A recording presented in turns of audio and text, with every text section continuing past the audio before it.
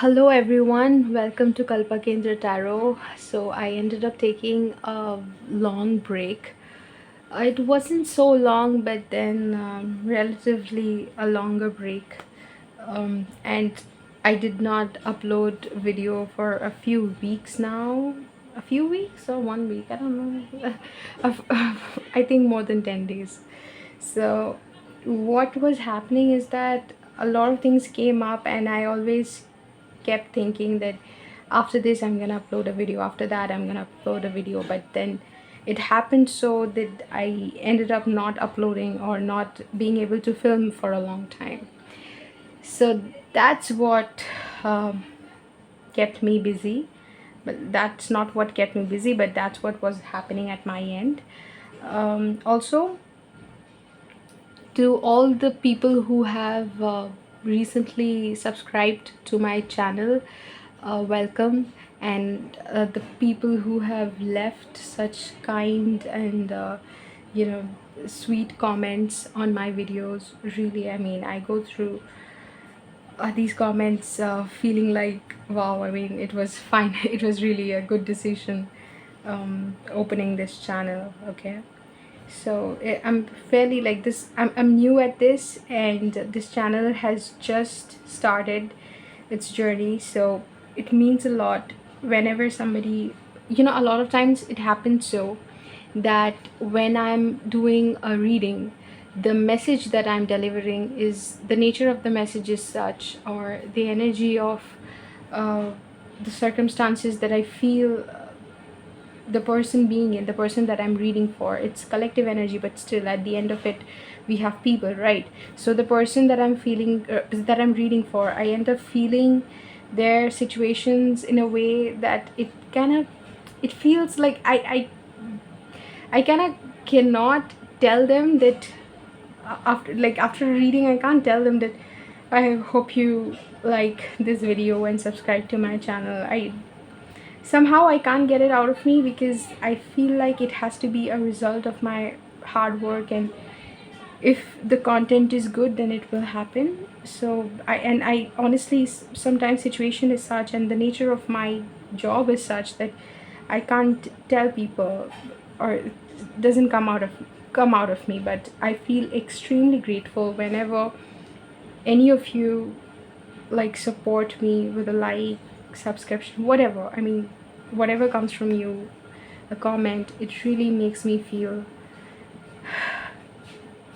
amazing, great, and very, very grateful that I have such kind people watching and supporting me. So that's about it. And the reading today is going to be on the topic 6 months from now. Okay, so what are the changes you can expect in the next 6 months, and where will you be 6 months from now? We are broadly going to look at the theme of your life in the 6 months from the time that you will be watching that video, or from the time that you will come across this video. From then on to I mean, from then to the next 6 months, and then we will see what will happen in the 6 months, and then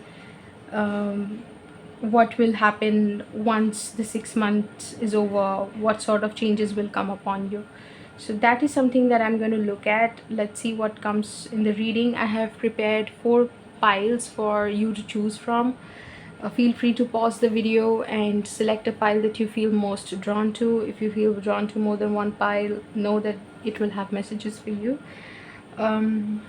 So pile 1 is 63 Jade, Meander, and pile 2 is 36 Garden of Delights. 60 is Together We Fly, and sorry, 1 is 63 Jade Member, 2 is 36 Garden of Delights, 3 is 60 Together We Fly, and 4, like pile number 4 is 62 Shadow and Grace. Okay, so these are the 4 readings that I have prepared for you today. Let's see which one you select. I mean, you will see which one you select. You can pause now, and then I'll see you at the click of your timestamp. Hello, group 1. So, if you had chosen 63 Jade Meander, then this is your reading. Group 1, for the next 6 months, what I am seeing is that you are probably trying to get over a difficult situation at this moment. Okay, from the left to right, I would say, like, I see it as progression of events or circumstances that you would find yourself in over the 6 months. The right, like to the right, leading up to how you will be, or where you will find yourself at the end of 6 months. So that being the case, and Jade Meander being your card, let's get some of the things that I am primarily picking up from your reading, get out of the way, right? First of all, something that I noticed in the intro, which I did not say in the intro, was the first card that I asked for, group 1, was came out as Jade Meander, like number 63, and the next card that I asked for group 2 was 36, Garden of Delights. Okay, that was the card for group 2. I don't know if you felt drawn towards group 2, but it felt, and I have not done the reading of group 2 yet, but it felt kind of synchronistic in a way. Okay, because I shuffle the cards, I don't select them on my own, I shuffle cards to see which I set the intention for the card which will most resonate with or reflect the situation of a particular group to come through, and then I shuffle the cards. So first card was 63, second was 36 for group 2.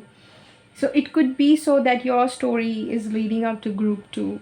I don't know. If you felt drawn towards group 2, then you can watch it. I've not done the readings, I don't know. But it felt like this feels like a story which is developing over the 6 months. So what is happening? This card, Jade Meander, it basically talks about harmony and beauty, how there is like beauty in little things, and it basically talks about noticing little details about ordinary things, or things you consider to be sacred or special, or things that you hold dear to yourself, and you usually think of it as special, but don't really go into the details of how beautiful, or how that thing is different from other things, and the little things that make it special, the little intricate details on say any object, or certain idiosyncrasies about a particular person or a situation that make it different from other things. So these little ordinary things that make life so magical and so miraculous. It's like it is only when you develop a perception of these details that you're able to appreciate life in a way that you would probably not notice if you are just observing things at a surface level. I mean, the perception that this card is asking you to develop is probably placed a layer or two deep within, like a layer or two deep within our level of perception. Okay, so it's asking you to pay a little bit more attention to things that make ordinary moments special. And I can also see two butterflies, which symbolizes transformation. Now these two butterflies are different from each other, like look kind of similar but are different.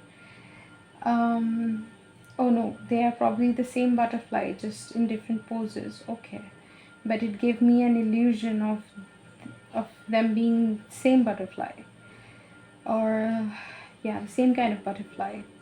So what happened here is, to be honest, group 1, I could, like, let's be honest, I'm feeling like there has been a relationship that has come to an end, or a connection that has come to an end. If this is not about a connection, then this is a situation, a job situation, or your journey with a career that has come to an end. Okay, and you are wondering how this will, like, how the entire situation is going to pan out for you. You are not completely over the person that you are grieving or the situation that you are grieving. You, there's still aspect of that connection or aspect of that situation that you hold dear to yourself, and you're actively mourning the situation. Okay, so, and given there are two butterflies, and butterflies like represent transformation. I feel like both the people involved in the situation, or both the circumstances, even you, even if it's a job situation, the other people involved in the scenario, maybe your co-workers or your boss, will undergo transformation, like over the 6 months, that will change the course of the direction of this situation. Okay, and although it is difficult for you to perceive the beauty in the things, because that's what this card is asking you to do, and I understand that how everything is in harmony and how everything is reflecting the divine magical beauty of the creation is not something that we perceive or we are always aware of or we consciously see in everything. But the card is asking you to be aware or become aware of it. So I would think that either you are becoming aware of that, or either you are developing a certain perception. The hangman is also here. Either you are developing a certain perception which you did not have earlier, or you are going to develop it over the 6 months. Okay, so the first card is Five of Swords, clarified by the Chariot upright.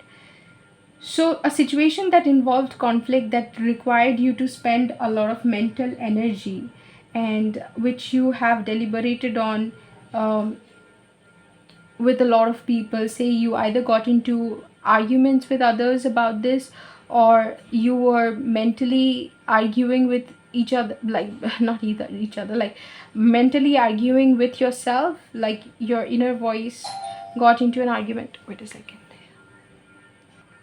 sorry, group one, there was someone at the door.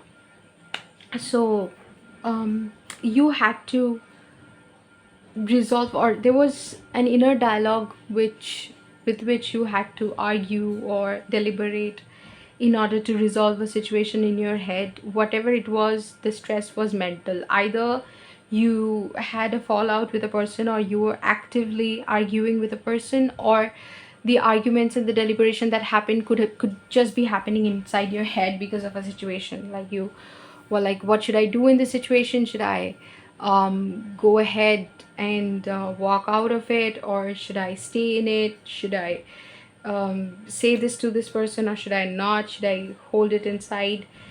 And it was not two options that you were confused between, but many. Like the options in front of you of how to react to a particular situation were many, and you were battling mentally with these options.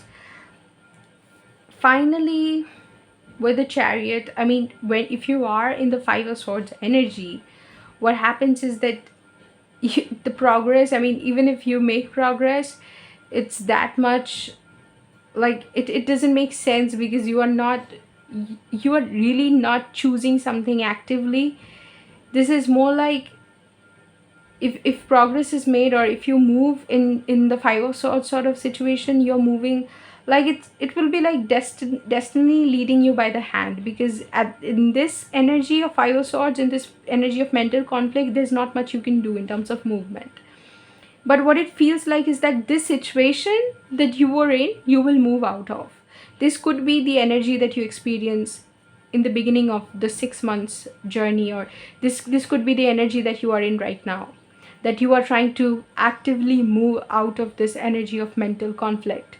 And I would be honest with you, group one, I mean, if it is resonating with you, then there's no hiding it from you. This is like you are dealing with something that requires deep consideration. Okay, this is not a light energy that you could be taking lightly. This is dense energy which requires some deep and heavy consideration. The energy is pretty heavy. What you're going through is difficult, and I would ask you to be extremely compassionate towards yourself, because when things are going well, group one, it's easy to be nice to yourself, and it's easy to be kind to yourself, but it is when things are not looking fine, and it's when things are challenging that you have to be your best friend and support yourself. And now is when you need yourself the most. Okay, I don't know who's up at, like, who's at the gate now. I just opened the gate now. Okay, yeah, probably someone else will take care of it. Yeah, so basically, the day I'm filming this video, it's actually Rath Yatra in India, and we had a puja at home, so a lot of relatives are coming in. But I want to do this video today because I've not been able to do a video for such a long time. It's just, I have to get this done. Okay, so let's get back to the reading. If you didn't realize, I had to pause it for a while again. So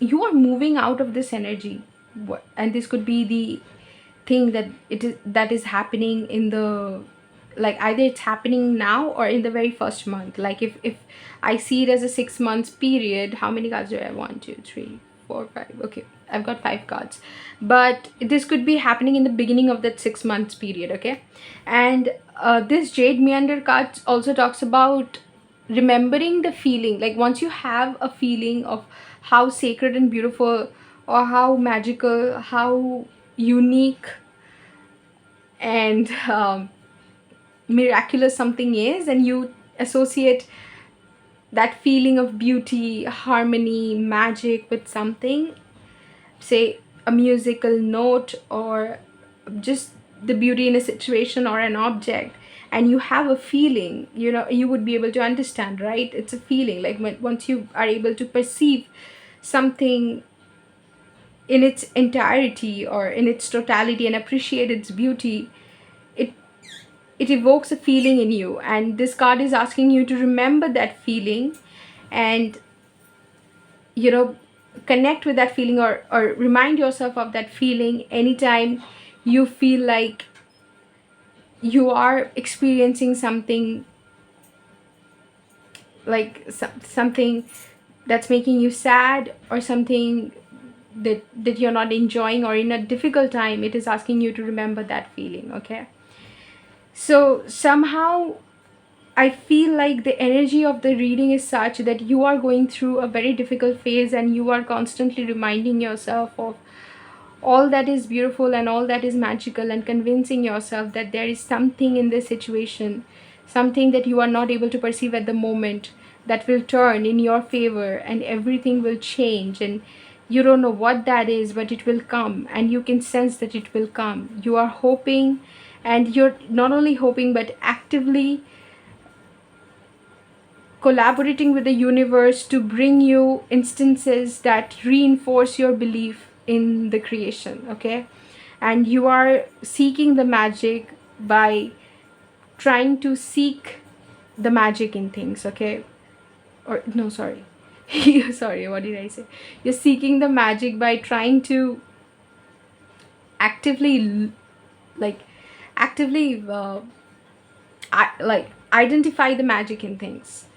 Okay, like, you are making that effort. You're like, show me what you have got, because life as it is now, I am not enjoying it, and this is not what I want to this is not what I want to continue with. This is not what I want to go on experiencing. So show me what you've got. And life is showing you that over the 6 months, that is what life will show you. So with the Chariot energy, you are moving out of this mental conflict. Then the Devil is in the reverse, and you also have the Six of Wands in the reverse. To clarify that the Six of Wands is actually in the reverse, I actually flipped the card again and it came out reverse. So I realized that this is like, the fact that Six of Wands is in the reverse is something that is meant to be, and an acceptance for the situation is also developing in you. This could be the very next energy that you move into after moving away from Five of Swords. There has been a mental conflict, and it weighed heavy on you. It was um, emotionally quite a lot to deal with, and you have dealt with your demons because of the situation, and now you're choosing to not listen to your demons anymore. Like the devil is whispering into your into your ears that, you failed at one more thing, or even this relationship did not work out, or even this job did not turn out as you expected it to, and you did not succeed at one more thing, you are a failure, or whatever your inner dialogue is, which keeps you in that low vibrational energy. You are recognizing the devil and also calling it out for what it is, a voice in your head which is no um like which basically has no existence outside your own self, and you can choose to, like, you can choose to ignore, like, upturn, or what is it called, overturn, wait a second. Yeah, so both upturn and overturn would work here. I just didn't know how to say it. Like, you could choose to overturn its existence if you wanted to, because you are what you think you are, and if you do not associate or do not resonate with the voice in your head that tells you all these uh, horrible things about you, which is a result of a conditioning and not the reality, you can choose to ignore it. And that's what you are doing. Like, that's what you are being able to do now. You are able to understand the devil, you are able to understand the conditioning for what it is, that it's an illusion that you got trapped in because you were acting like you were not aware of it. You just went ahead with it because that was the default setting that you operated in. And now you're understanding the default setting for what it is, and you're like, you know what, I don't want to operate at this setting anymore. And whatever you're telling me, maybe I don't have that job that I thought I'll have, or that salary that I thought I'll have by now, or that life that I thought I'll have by now. And that is okay, because not everybody's journey is supposed to be similar. Not only that, not everyone will be happy by getting the same thing. So the same thing will not make everyone happy, and you're recognizing that the thing that makes you happy may be different from what makes someone else happy. And whatever you thought was going to make you happy does not make you happy anymore, and that's fine. It could be a relationship, it could be a job, it could be a situation, it could be a friendship, whatever. And you're recognizing that, and you're making the devil stand on its head, and you're like, shut up, your time is up. Like, not like that. You have I hope you can have some compassion for the devil as well, because the devil is also serving a purpose. Everything here is aligned in a divine cosmic sort of manner, in order to lead you towards ascension, in order to lead you towards the highest truth of who you are. So I hope in the larger scheme of things, we are also able to, or I can also help you develop that compassion for devil as well, right? Because that's what shadow work is. It's not about loving those aspects of you which you thought were always lovable, and hating or ignoring the aspects of you which you thought were not worthy of your love. No, it's loving you as a whole, loving the aspects of you. Healing is when you get to love, or understand that you have to love the aspects of you which you thought were unlovable. Okay, and we develop those aspects because of experiencing certain situations, because of as survival mechanisms, because of conditioning, where we are not really consciously aware of what we are imbibing. And we develop these characteristics that we cannot identify with, right? But they also need integration, healing, so that they can be dissolved, released. And you can just be your authentic self. But your authenticity necessitates that you take recognition of the places or the areas where you are being inauthentic and have that much or hold that much compassion for yourself. So you're recognizing the devil and also calling it out, and then realizing that yes, you have probably failed. You have probably, like the Six of Wands, which talks about success, you have been unsuccessful, and that is fine. That is what you are realizing, and you are like, okay, fine, I'm not here to compete, but whoever wants to call me a failure, whoever wants to call me out for not being where even I thought I was supposed to be, not that we were supposed to be at a certain place. I mean, not that we are being able to cheat or escape our destiny in any way, because we are exactly what we are supposed to be, and we are living our destiny, right? uh, like the relationship, sometimes people talk about free will in a way where destiny is like destiny is subject to free will.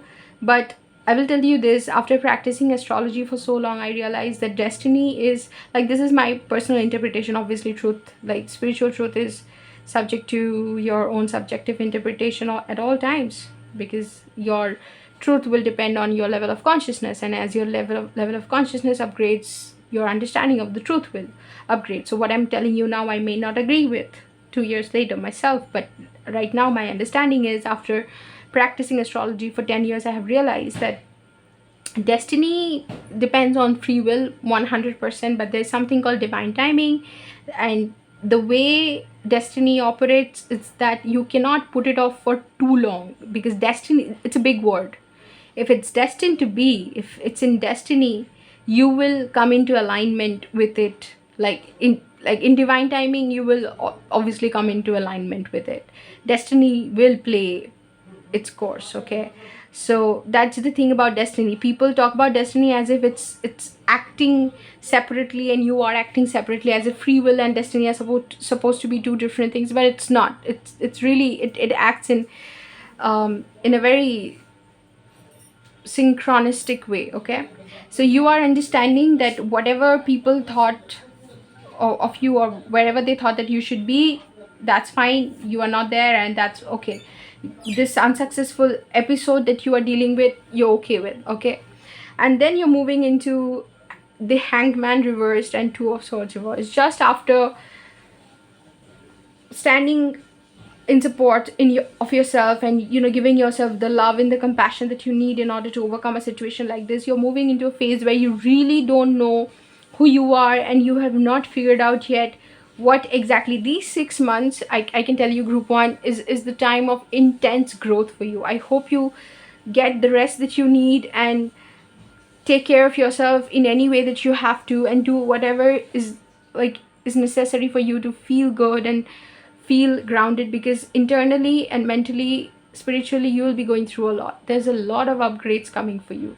So then you have the Hanged Man reverse and the Two of Swords. So you would not know for sure where you're headed if people asked you that, okay, fine, you're saying all these things, and you say like you don't need this, or you don't need that job, you don't need that person, you don't need to be that person, or you don't need all those people in your life.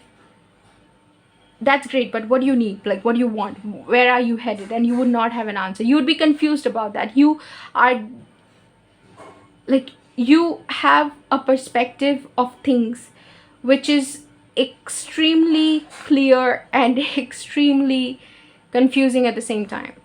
It's like somehow you don't want this, but you don't know what you want, and that perception has not developed yet. It's like, and I will get into these cards later, the Gypsy Oracle cards I'll get into later, which will only clarify things further. But initially I can just tell you this, that the Hanged Man and the Two of Swords reverse tells me that basically you would not want to look at something in a different way.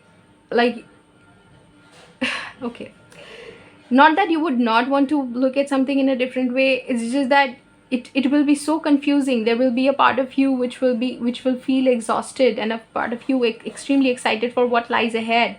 You will want to look at this situation with a fresh set of eyes and a very fresh perspective, but it's also very confusing because there is no precedent to this. Like, this is happening to you for the first time. Yes, you may have uh, crossed mountains and overcome obstacles before this, but the nature of the circumstances that you find yourself in over this 6 months is new, is special, is important.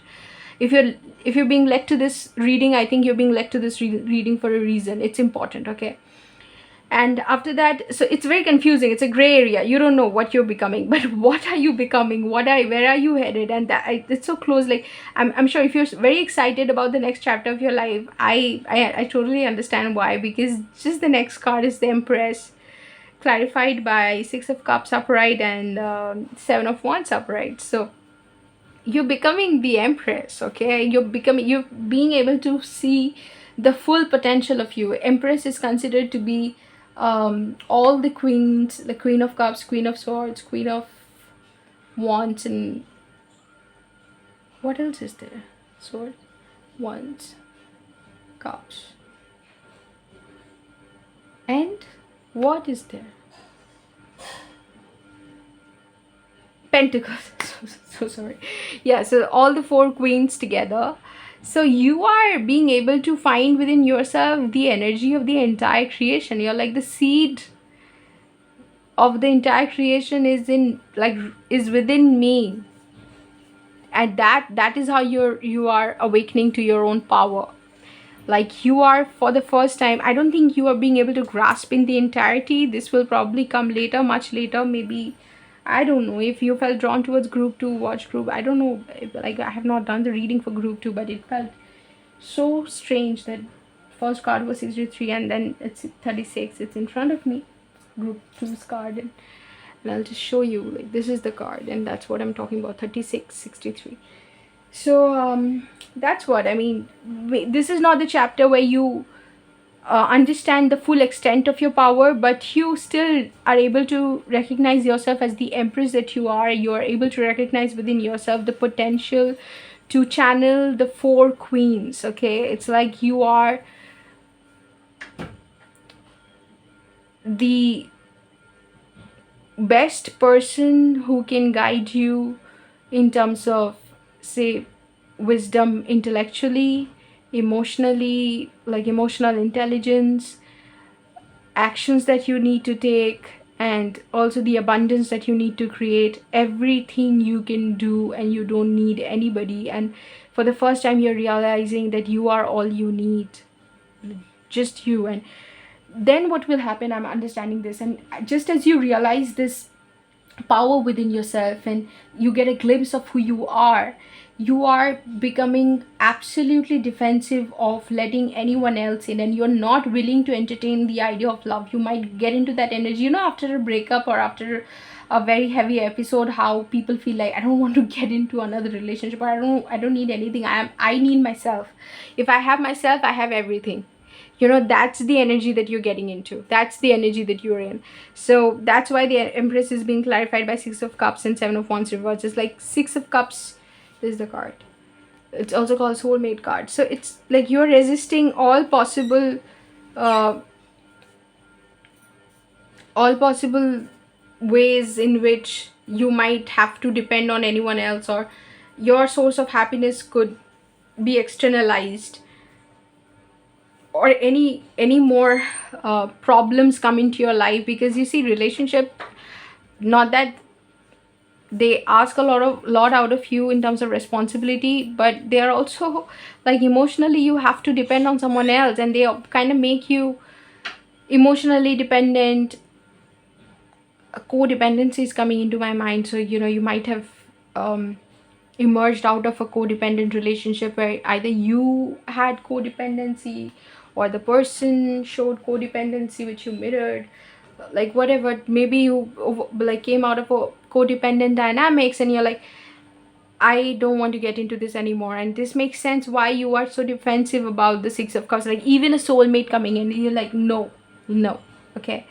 Okay, now I understand the Thief card here. Anyway, we'll talk about it. So then you have Nine of Cups, and then you have 10, 11, 12. This is the Knight of Cups.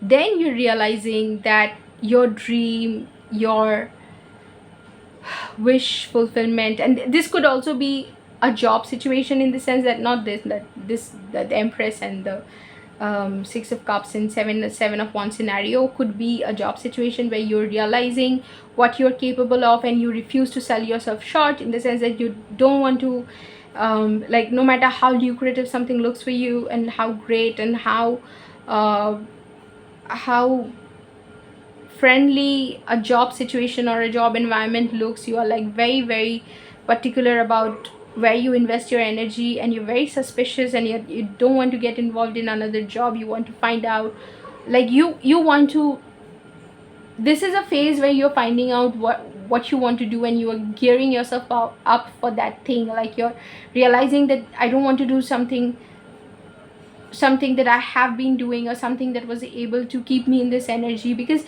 not only you were in this energy in one aspect of your life, but in other areas also you were not being able to emerge as the Empress. And now that you got a glimpse of that Empress, it's like, I'll tell you this, like, if it was a relationship which was keeping you in this energy where you could not emerge as the Empress, what happened is that energy which kept you in a tumultuous relationship also reflected, or also had um repercussions, or also had implications for your job situation or your career, where you would not be able to shine because you did not, like, mentally you did not have the strength, or spiritually you were not in the best space in order to channel your higher self or emerge as the person that you're meant to be. So if that was not happening only in your love situation, but it would also get reflected in career as well. And if it's happening in career, it would also get reflected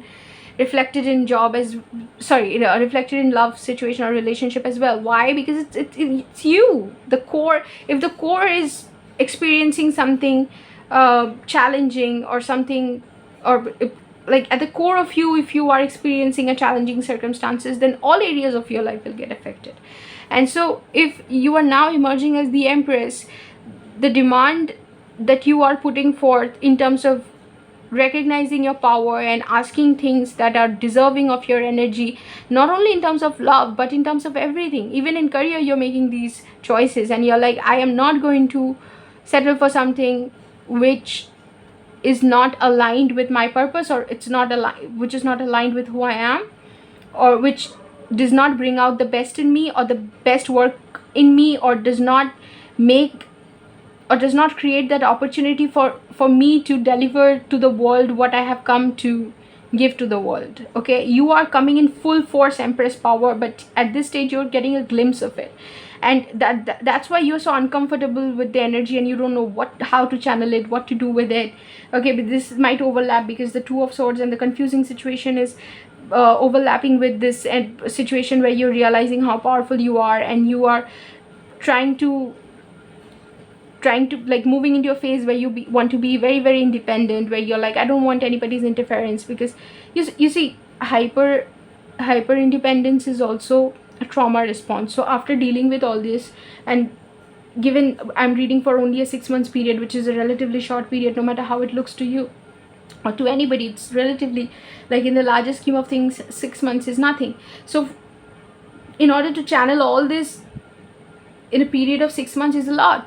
Okay, and that's why I'm telling you that you should rest, and you should give yourself the love and compassion that you need, because you're going through something that deserves that absolutely not only deserves but needs your love, needs, like, you need yourself, you need your own love. Okay, so you're realizing that as well about in terms of career.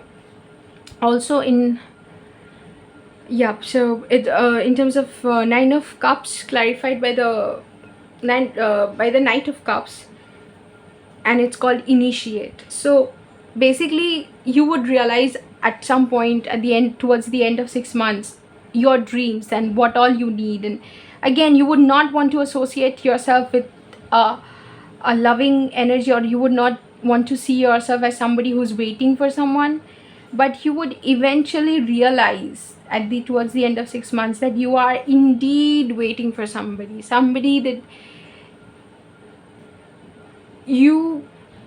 somebody who you don't have a clear vision of yet, but somebody which you hope that will come meet you at your level and will come reach out for you, in the sense that you would not have to chase the person, but the person will see you and reach out to you for who you are, for your energy, and will recognize you for who you are.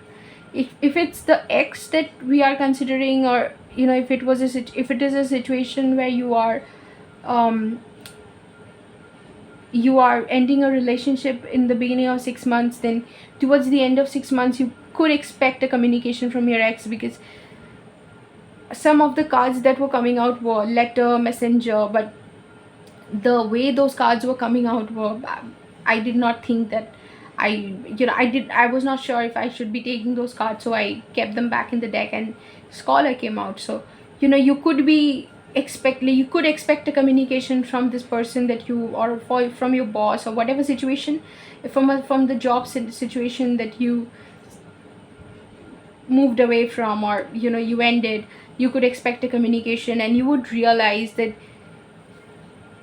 this is just your dreams and wishes coming true. Like the communication that you will get, that you will realize that you are waiting for somebody, but you're not waiting in the sense that you will passively wait for somebody to come make you their wife or husband, or like their partner. You're not passively waiting for anybody, you are actively waiting. And actively waiting means that you are waiting, or you desire somebody in your life, but that does not mean that you bring your life to a standstill and just keep waiting for the person. You will be living your best life, you will be doing the things that make you happy, and if the person comes, then will have to come match up to your frequency, or match up to your vibration, and become your person. Okay, you are not going to sell yourself short anymore, or dim your light so that somebody else could feel better about themselves. So and then whatever will come, since it's the Knight of Cups, something, and it's clarifying the Nine of Cups, something that has been your wish, your desire, will be fulfilled towards the end of 6 months. Okay, it could be after you have realized your energy. I think your vibration is rising, and you're becoming a match for your dreams, and whatever you dreamt of is now becoming a vibrational match to you. So no wonder Knight of Cups is coming through. Something will come in to validate the changes that you have made in yourself, and you might get a follower, like not an Insta or Facebook, like not a social media follower, like a follower, in the sense that you might get a you might attract somebody who is able to perceive the power in you, and wants to follow your lead, and accepts you as this person who is who they want to uh, like who they want to romantically, I don't want to say chase, like who they want to romantically pursue, or who they want to follow. Not that, like, not social media sort of a way, but in a spiritual, emotional sort of way. They want to follow your lead. So you might attract somebody like that. And you might come into come into a position, see this person you are becoming, and they're surrounded by these people who just want to experience this person's energy. So you might become somebody like that. Okay, you might go into that energy where you attract a lot of people who are just interested in your company, and who are like, I want to I just want to spend some time with you, or why don't you come visit us, or like that thing. You will experience a very sweet, beautiful time towards the end of the 6 months, is what I can say. And that's been your journey. So then the widower. So towards the end, but towards the beginning of the 6 months, I could say that, I could see that you will be grieving or mourning the loss of something that is no longer supposed to be in your life. And obviously there's a lot of sadness regarding this, but there's also respect, in the sense that you value what all you have learned, and there is some sort of reverence for the lesson this situation brought into your life. Yes, it's over, but it was good. Like when it was there, it was good. Like it was good for the time that it was there. Now that it's not there, you are not bitching about it. You're not like, yeah, good, it's over. You're like, I can let it go respectfully, and with all due respect, this experience that I've had taught me a lot, and these are my lessons. And as I put the situation to rest, I can also look at it fondly, remember the tough times and why it had to come to an end and why this was necessary, but also I can think of it fondly because I can appreciate the lessons it brought, right?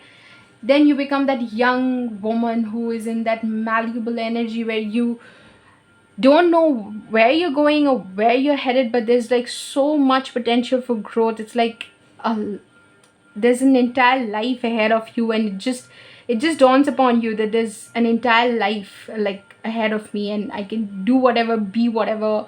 The world is my oyster. It's like you are in that energy where you realize for the first time that you are probably free, maybe in a romantic sense of the term, or in a career wise, where you, after you resign or after you let go of the thing that was blocking you in your career, where you could not proceed towards your dream career because of this. So you make that move and you're like, I'm free, and now I can do whatever I want to do. Towards the middle of the 6 months, and this is what you will be experiencing. You'll be in an extremely exciting malleable energy where you will look at life and just think about everything that you want to be. And just after that, you will step into the Empress energy, and the thief here tells me that you would look at any romantic or anything that you will be afraid that the energy or the power that you have seen within yourself might get stolen if you bring yourself into the low vibrational energy, or if you make yourself available for people of a certain kind or job or situations of a certain kind. You are at the risk of losing what you have found, the power in you, okay? And you'd be scared of that, and you would want to actively protect yourself from that, okay? That's why I think there's so many blocks of like you don't even like Six of Cups. You even Six of Cups you want to resist. If even if somebody says that you this is what your soul's desire has always been, you're like, no, I'm fine. I mean, if my soul desired something outside of me, or outside of my own company, outside of my own uh, approval, awareness, validation, then I don't think I need it. I am all I need, and if I have myself, I have everything. I mean, that energy will come into for a while, and then you will like at the end of 6 months, you will emerge as the scholar, where you would look at 6 months and as such a learning experience. You will not only want to um, like remember, what is it called, remembering, what is it called, okay, there's a fancy name for remembering, what is, but I'm forgetting it. It's a common name, but I'm forgetting it. Like, it's a common term, but I'm forgetting it. Ruminate, probably. So you will not only try to think of all these times that that gave you all these lessons, but you might also want to record it. You might also document your experience, leave behind a book. Your 6 months is going to be that intense and that full of events and full of mental and spiritual energy that you will emerge at the end of it. You'll be like, I have a PhD on this, like I have a PhD on what I have experienced, and now I am capable of guiding someone else. And also the back of the deck energy is the Hierophant. Oh wow, then you have the Two of Cups. So you'll emerge as this person who will have upgraded and upgraded a level in 6 months. So 6 months that you are experiencing in your life, the next 6 months from when you see this video, is not a joke, okay? It's not to be taken lightly. You're going through some major upgrade in terms of events and situations in your life. I wish you all the best, Group 1. And if this reading resonated with you and you would like more such readings, then do subscribe, like the video, let me know how you felt. Your support is much appreciated, and this is where I'll end your reading, Group 1. See you in another reading sometime soon. Hello, Group 2. So if you had chosen card number 36, Garden of Delights, then this is your group. Group 2. I feel like I'm in a very cute energy for your group. And that sounded ridiculous, but Yeah, I was saying that song sounded ridiculous, but I feel very happy for you. I don't know why. Your card is also Garden of Delights. Something that I said in group one is something that I'll tell you. Group one had this card, 63 Jade Meander. Honestly, I don't know if I'm saying Meander right, but then I. What else could it be? What? Meander, whatever. Yeah, so this is the card that came up for group one, and you got 36. Garden of Delights, there's a 63, so it's mirrored. So that's why I said to group one that if you felt drawn towards group two, then you maybe have a message there, and it feels like they do. Maybe after experiencing 6 months of group one, you go on to experience 6 months of group two. That's the progression in which it happens. If you felt drawn towards group one, I'm sure you had your reasons. And if somebody's here from group one, then maybe it will make sense to you why you felt drawn towards group two, because I understand. And now let me tell you why what I understand. First of all, let's get that one thing out of the way, which I always get from readings, like primary energy. So the primary energy of this reading is that it could be a definite love situation that you're dealing with, and on top of that, divine counterpart, soulmate, high level soulmate sort of a relationship where you may be in separation and a lot of things are going on in separation, and the 6 months will also um, reveal, like 6 months will also have certain things play out which will be crucial in this journey of union, of coming together of you and your counterpart. So 6 months will also hold some pretty cool, serious, intense lessons crucial to your journey, okay, or crucial to your union. So let's talk about the card Garden of Delights first, the card that you chose. So I always set intention for the card that will reflect the situation of the group to come through, and Garden of Delights talks about being open to surprises that comes your way, because this is literally the Garden of Delights, and it symbolizes like this vehicle. I don't know what it is called. I actually know what it's called. Let me see if I. Dodecahedron, nested within a star tetrahedron. Now I'm not very good with maths, so I don't understand these geometrical shapes all that much, but the card says that we might call this a vehicle of heaven. So if we might, so we will. What's wrong in calling something the vehicle of heaven? So yeah, this is literally the heaven vehicle. And what have I done? It takes so long for me to arrange cards, and then when I do things like this, then I get literally disturbed, because maybe it's a sign that I have OCD. But yeah, there you go. So Garden of Delights is basically talking about this garden where you literally encounter different magical creatures and different magical things at every step. And here you also have a very cute, fun loving, usually dragons are something that you'd be afraid of, but this is a very cute, fun loving dragon. And also the card describes that dragon like dragon. So basically it is a garden that you it's Garden of Delights, and as the name suggests, it's a delightful experience to find yourself or lose yourself in this garden. And a quote comes to mind, just when I said find yourself or lose yourself in the garden. Sometimes being lost can be so beautiful that we are scared of being found. Yeah, what a quote, Hannah. So yeah, so that could be the feeling here, that you are experiencing something so incredible in the next 6 months that you might not want the phase to end. And I know exactly why you feel this way. Maybe this stage was preceded by group one, and I don't mean it like group one had that thing. No, I mean it like in a very synchron, like in a very happy way, where as a tarot reader I have been able to deliver 2 readings which show such clear progression. So I'm like, yay, universe is speaking through me. So that sort of a happiness, like happy thing, not like that cruel kind, like, oh, group 1 had such an intense energy, group 2, like, no, I'm not bitching about anything, okay? Group 1, it seems like you have come here from experiencing what group 1 was experiencing. So if you want some context or background to your energy or to your reading, you might want to check group 1. And I was feeling like these two will be linked, and I feel like they are.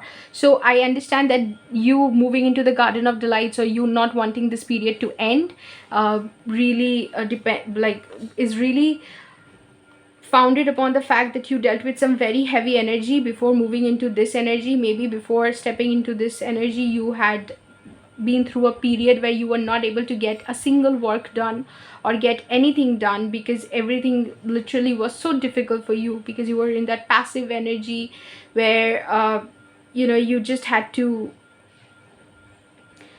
make, like, experience things mentally, or you be in that mental energy. You could not come into your active energy. You were experiencing life passively, and you were not understanding what is the block. Obviously, I mean, we are the block, but you are not exactly understanding exactly what you can do to move out of this energy and get your life on track. So after that energy, after experiencing a little bit of mental turmoil or whatever, you have now moved into this energy where everything feels like garden of delights. You're like, literally, you are in this garden where you come across these flowers, these creatures, these things, and you don't know what you will meet and what you will come across. Like, this is symbolic of life, like what will happen next, or what you will move into, what success you'll have, which friend you might run into, like who you will come across, who will become your friend now, or what life feels magical, absolutely magical at this stage. And now I also wanted to, when I was doing the intro, I literally looked at the dragon fruits and I stopped, and I couldn't say anything, because I was not even being able to do the intro properly after seeing this card. The reason why dragon fruits come in 2 colors, white and this very pinkish, like dark pinkish color, and this is the dark pinkish one. And today in India we are celebrating Rath Yatra, and in my house we have Narayan Puja, okay, that was done. So in that puja, my family offered dragon fruit to the god, okay. And usually dragon fruits are not very common in India or in the place where I stay. So I was surprised to see it, because I did not eat dragon fruit at home. I had tasted it outside but never at home. So I was excited, and I told my cousins, like, oh my god, we have dragon fruit. And they told me that we usually, yeah, like, we get dragon fruits. 1 second. Yeah, so my cousins were telling me that we have dragon fruits from time to time, and I was like, oh, I never had dragon fruits at home. And so I literally had so many dragon fruits, like so many slices of dragon fruits, and I couldn't wait for the puja to finish. And I was like, give me the dragon fruits. And yeah, so after having that episode with dragon fruits, I came to the reading, and I was like, I saw these dragon fruits sliced into 2, and I felt such a strong energy of counterpart sort of a thing. And it felt pretty synchronistic, okay, it just felt pretty synchronistic. And I understand that you are in that energy. So from what I gather from this is that the moment, like, not the moment, the phase that you are stepping into now, like the next 6 months from the time you watch this reading, is going to be absolutely magical. Like, you will be calling people up, telling yourself, or even noting down synchronicities, and you'll be like, this happened, then this happened, then this happened, then I met this person, that person said this, and then I saw this. And you will be like, oh my god, this universe is magical, and we are magical beings experiencing literal cosmic magic. That is what your 6 months look like. 6 months look like. I was like, 6 months look like. But yeah, 6 months look like. And I don't know how many times I will repeat it now. If I keep repeating it, will you keep watching the video? Do you make that commitment? I was going to say commitment, which is a Bengali way of saying things. We make sounds like oh, but yeah, you don't need that information. So the Hanged Man, and then the first card that you have is the Hanged Man, and then that is clarified by the Two of Wands. So basically you are developing a very, very fresh, new, fresh baked, fresh from the oven sort of perspective into life. What it is, only you'll be able to understand, because obviously this is your reading. No, I mean that this reading, this perspective is going to be so fresh that you would be like, why did I not look at life this way? And because I said it could be a counterpart sort of situation, it looks like from the reading, it looks like it is. Even if it's not, you will understand things about your journey, about your life, where you will realize, not wanting to come close to a divine counterpart or come close to your partner, you will end up coming close to your partner. It's like that. It's like the changes and the perspective that you will develop will eventually align you to that partner that you're supposed to be with, or align you with yourself, to the extent that you become aligned with your partner, okay, the person that you're meant to be with. Okay, it's like you working on yourself and you coming into your divine energy, or you rising in your divine energy, ends up attracting that partner, and these are not two separate process, but these happen simultaneously. It's like that. Wait a second. Yeah, so group two. I said group two. Oh yeah, sorry, my group two. I had to take a chai break because the readings are long and I'm only one small human being. I need breaks. Sorry. So yeah, this Hanged Man and the Two of Wands. So you are getting a very fresh perspective into something. The fresh perspective, honestly, does not even have to be about love. Okay, this could not be like, this might not be a love situation at all. It could be about your life and something that you have decided, or you have realized that you need to take action on. My god, I feel like you should watch group one, because yeah, even if you don't watch group one, I will just tell you why I feel like, what is the context behind this. I feel like you realized something about your life, because the back of the deck energy is also supporting that. I'm not like I not it's not like I looked at it and thought that you realized something, but I was just talking about you realizing something, and then I saw this ace of swords. So you probably realized some truth about yourself, about your life, about who you are, and then you knew that you had to take action in a particular direction. That action you had taken, but for you to take the next step, you had to develop a certain perspective. The lack of this perspective would, oh my god, look at this hangman. I just talked about the ace of swords, and you have a sword piercing through the head of this snake man. So it could be so that this idea, this truth, just the truth has now been planted in your head, that, or pierced into your head, that this is who you are, this is what you have to do. You cannot escape your destiny, you cannot escape your soul purpose. So you've probably woken up to that truth of who you are and what you're. It could be a connection, it could be if it's a romantic connection, then it could be a nature of the connection that you've woken up to, and you've realized that that is your connection and you cannot escape this, and you are now preparing at the preparation and planning stage of how to unite. It could happen if you actively pursue union, or it could be happening in a way where you don't really actively think about union, but the steps that you take towards improving your life, or becoming your authentic version, eventually lead up to union, eventually lead up to that timeline where you get aligned with your counterpart or soulmate, right? And if it's a professional situation, then you realizing what you're supposed to do and what you're here to do, because there is a mass realization at the level of collective consciousness, where people are waking up to their soul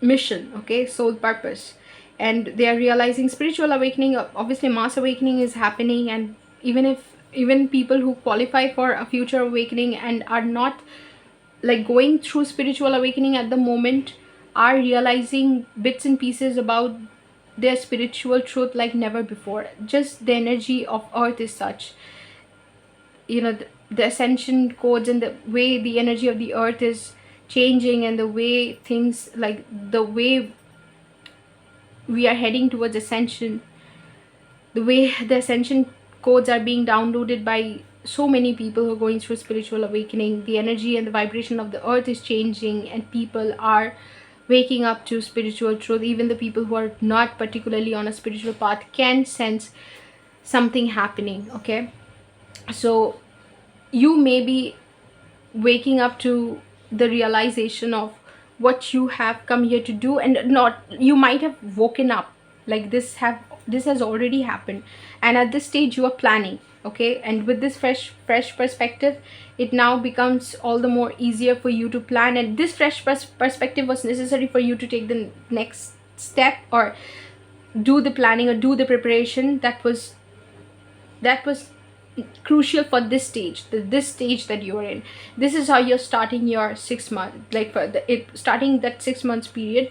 This is how you're starting it, with this realization that this fresh perspective that you've just downloaded from the universe, or you've just woken up to, that that has made life literally a garden of delights for you. This was necessary for you to plan, or move into, or your uh, ground your desire materially or physically, or onto the physical, into the physical reality. And then we move on to Five of Wands clarified by the Chariot. In terms of the Five of Wands, you have been through a situation which obviously required you to get involved in a lot of obstacles physically, blockages that were very much present in your physical reality. Like, these were not mental blocks, like these were physical blocks. Okay, and because of that you could not move ahead in this situation. The mental energy, like mentally, sometimes blocks are physical, sometimes blocks are mental. Although I believe that whatever is presented in our physical realities, or outside external reality, is actually a reflection of our inner reality. So Five of Wands has the energy of Five of Swords, like at the back of it. So obviously you were projecting a mental block onto your physical reality, which got manifested and manifested and showed itself as a physical block. But looks like you're being able to move ahead.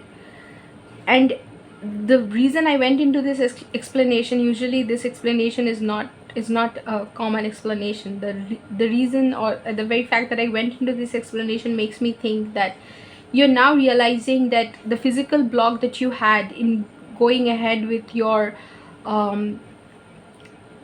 career or union or something, some healing aspect, it could be, okay, something I'm remembering.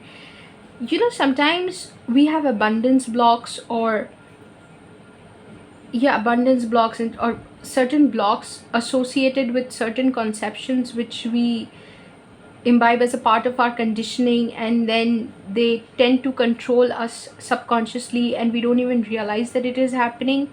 If you have abundance blocks, or if you have blocks regarding manifesting in your dreams or dream life, you might want to Google something called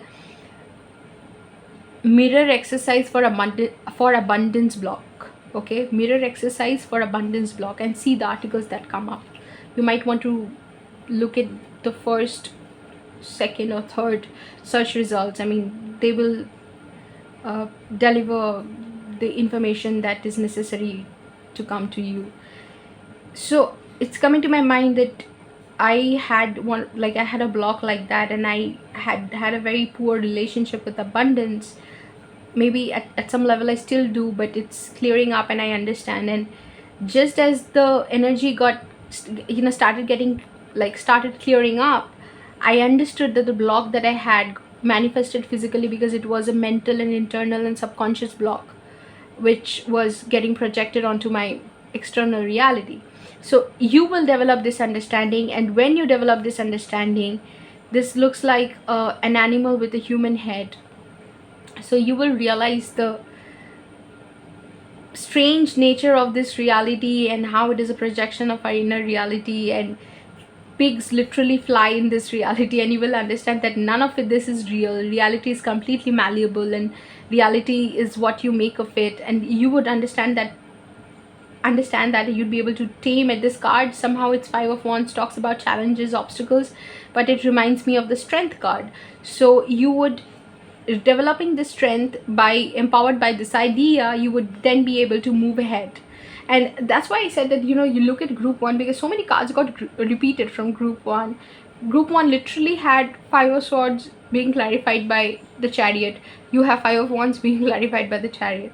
So that was mental block, and this is physical block, and this material block is now being overcome by you with the realization that you have what it takes, and you do the healing, you heal the blocks, and now you're being able to move ahead. Okay, then you have why am I doing this?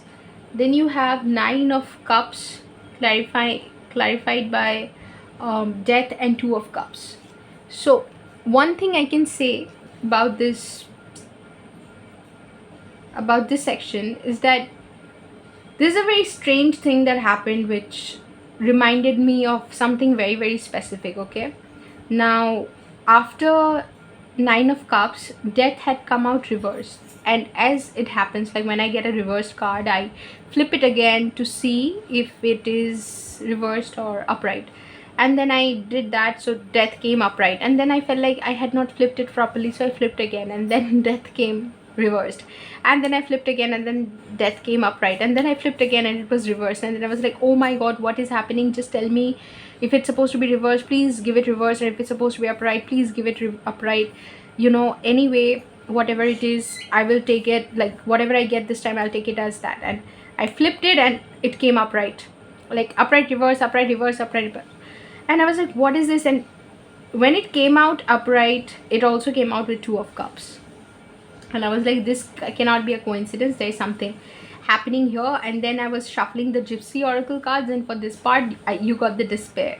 And I was like, this makes, now it makes sense, or I get it, why it happened the way it happened. So basically, your wish fulfillment regarding a particular situation, a person, a relationship, that's why I said it sounds like, a lot of things, not sounds like, it feels like a divine counterpart sort of situation.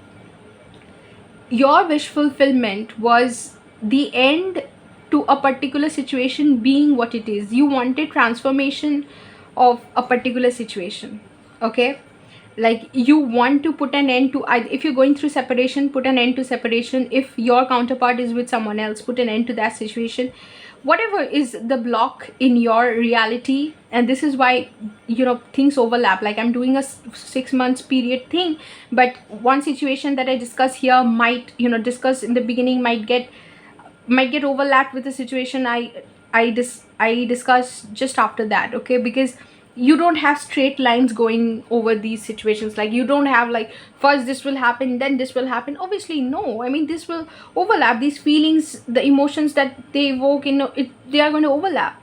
So just after you understand the block, and you are then able to move ahead, you integrate your like you understand that it was a part of your conditioning, and you integrate the shadow aspect of you, the aspect of yourself that led to the blockages. And then you also like embrace the strength required to move ahead and overcome that obstacle. You integrate that side. That's why, you know, Chariot has that white and black horse sort of a thing, white black sort of you know, the two basically the two things which take the chariot forward, that help the chariot move forward. And here also you have two individuals, which kind of end up symbolizing the yin yang, the masculine feminine energy within us, which only when in balance helps us move forward. Otherwise we tend to not be able to be completely functional, or we are not able to operate at our highest potential, because the masculine and feminine energy within us is not in balance. So you realize these things, and you understand the blocks, and you realize that whatever, like Nine of Cups, your wish fulfillment is the transformation of a situation, putting an end to a certain situation to do with love. 1 second you feel like it has transformed, the transformation has happened, there is end to separation. One moment you are sure that it's happening, death is happening in the situation, transformation is happening in your favor, your wish fulfillment has come in and it's happening, it's there. One moment you feel like it's not there, and that's your despair. It really drives you crazy. It's like thinking one moment that your counterpart has awakened or is knows you, or you're progressing in your relationship, and the next moment you're like, no, nothing happened. I mean, we're still there, we're still stuck, nothing has happened. One moment you're like, oh, they texted, or they liked a picture, or something, or they did something, and you're like, yes. And then the next moment you realize, oh, it was nothing, it's just a hello or a goodbye, and it does not take you anywhere close to union. So you're like, what is happening? I have no idea how I should wrap my head across this, and how I should move forward, settled with this, like feeling settled with this arrangement, that this is what my situation is like with my person, or with this situation in my life. It could be, if it's a job thing, it could be like you finally feel like you're being able to make progress, or take steps towards your dream career, and the next moment you feel like, oh, you're still not there, you still don't have the energy, or you still don't have that strength, or the spiritual understanding, or the spiritual energy, that the spiritual vibration that it takes to ground your dream into reality, and you're like, oh, I still have work to do. So it's that despair of thinking that you're there, and then you're not there, and they're not there. But at the base of it, you realize how much you love either the person or your purpose, or how much you're acting out of love. Like, you're so emotionally invested in this situation that it ends up putting you in this despair energy. And then it made sense to me. I was like, oh, okay, so this will happen at one point. I think somewhere in the middle of 6 months, you will experience the despair of not having surrendered to God, of not surrendering the situation to God, and still being invested in a particular outcome. And somewhere when you come close to completely giving up, because this person here is trying to commit suicide, so you coming to a point where you absolutely want to give up, you'll be like, God, I surrender to you. And that surrender phase will also come in. Okay, be it a situation in your love life, or be it a situation in your career, you'd be like, this is not my thing. As a human, I cannot handle this, and I can't deal with this. And you would end up surrendering, and you will end up sticking to your being, or you will end up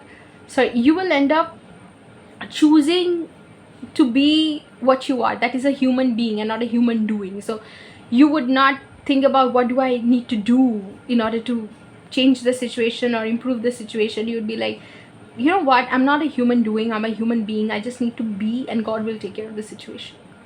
So that is the interference, divine interference, that will come in through you, because you are a divine being, and you'll eventually realize that this is not in your hand. And I don't mean to laugh, I am just saying that this is the nature of this situation. Like, what can you do? I mean, that is all that we can do. I mean, at one point, all we can do is surrender, and you would understand why that is.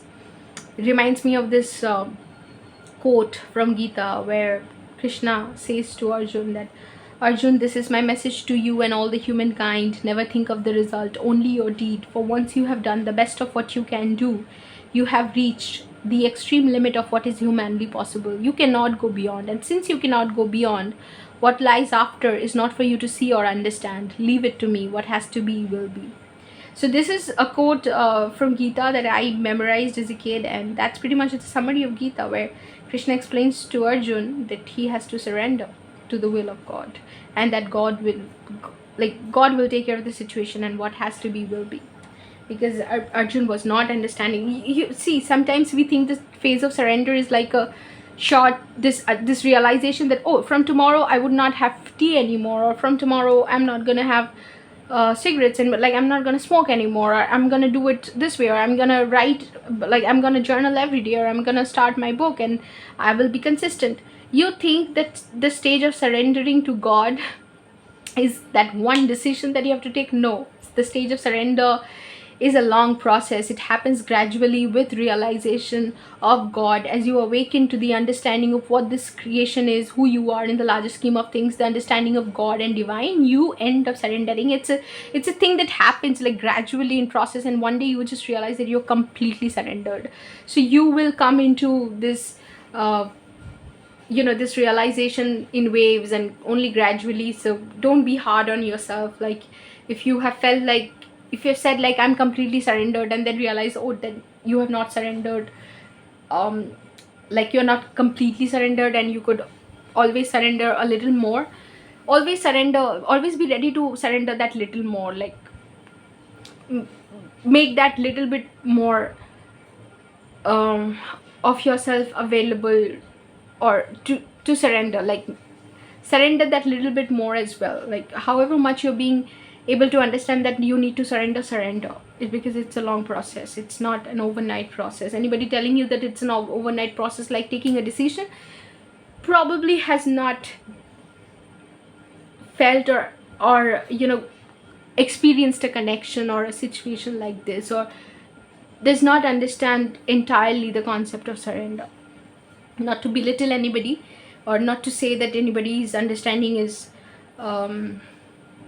poorer than someone else, but as you develop the understanding of who you are and the nature of things, you are able to hold compassion not only for yourself but for the entire universe. And if you are struggling with something, then I'm also struggling with the same thing as you, because you are just another version of me, because we are all same and manifestation of the same thing in different forms. So if you're struggling, then I too am struggling in just in a different form. So anybody trying to belittle you and tell you that you're not surrendered, you're not doing this, you're not doing that, is not understanding that we are in this together. And if you are not being able to do it, they too are not being able to do it. They as you, like them as you, is not being able to do it. So let's not rush each other. We cannot channel divine patience, but we don't have to channel divine patience. All we need to do is respect and understand the fact that we cannot have divine patience like God has for us, or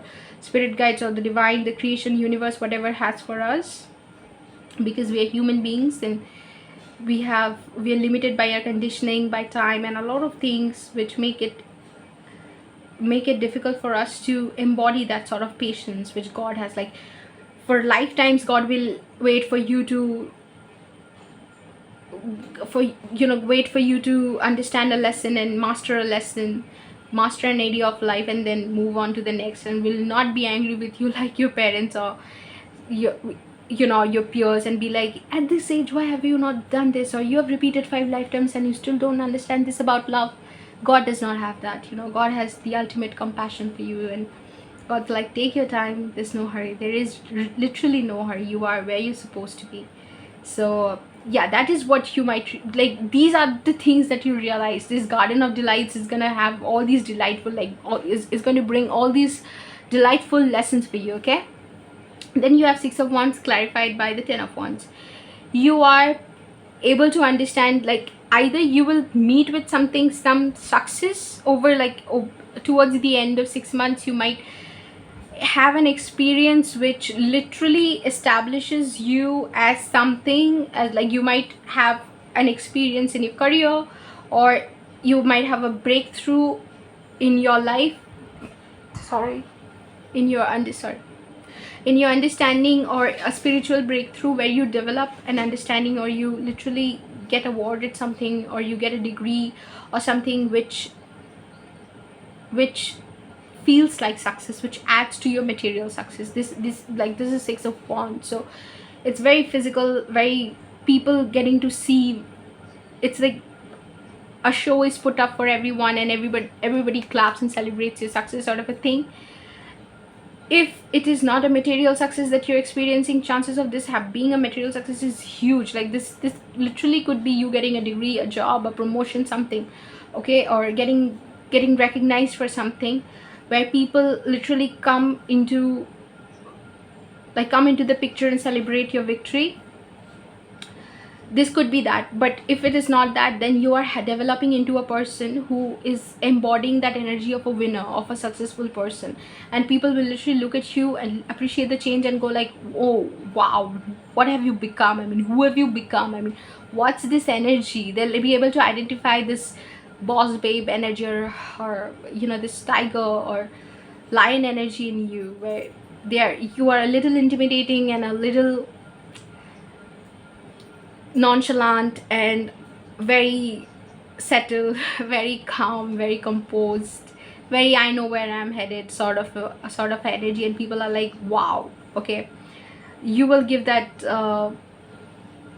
what is it called, at the top of the food chain sort of an energy, literally not trying to exploit anybody, but that energy you will embody. And yeah, if it's not a physical, like something happening physically, which like in physical reality, that sets you apart as a winner or as somebody who deserves appreciation, recognition, congratulations, whatever. If something like that is not happening, then it's gonna happen energetically, but it's gonna happen definitely. And this being clarified by 10 of Wands makes me think like it will only increase the burden for you, in the sense that whatever you did after experiencing a lot of hurdles. Like you literally went through a lot to have your Six of Wands moment, but this having the Six of Wands moment, having this victory moment, will also make you qualified to take on a lot of hardship. Because you see, if you get a degree, now you get qualified for a higher degree or a better job, or a situation where expectations increase, and you will also, your workload will increase. You will take upon a lot of workload, you will take upon some role, some opportunity. Maybe you close a cycle here, you win something, and then you move on to the next project. You win something with a lot of hardship and hard work, and then you move on to a next thing which also involves a lot of hard work. Okay, so you will be in this energy of working a lot towards the end of 6 months. And then you have Justice clarified by Six of Cups. Towards the end of 6 months, like towards the absolute end, you will realize that justice has been served, and whatever is happening is coming, is here to bring divine balance or cosmic balance.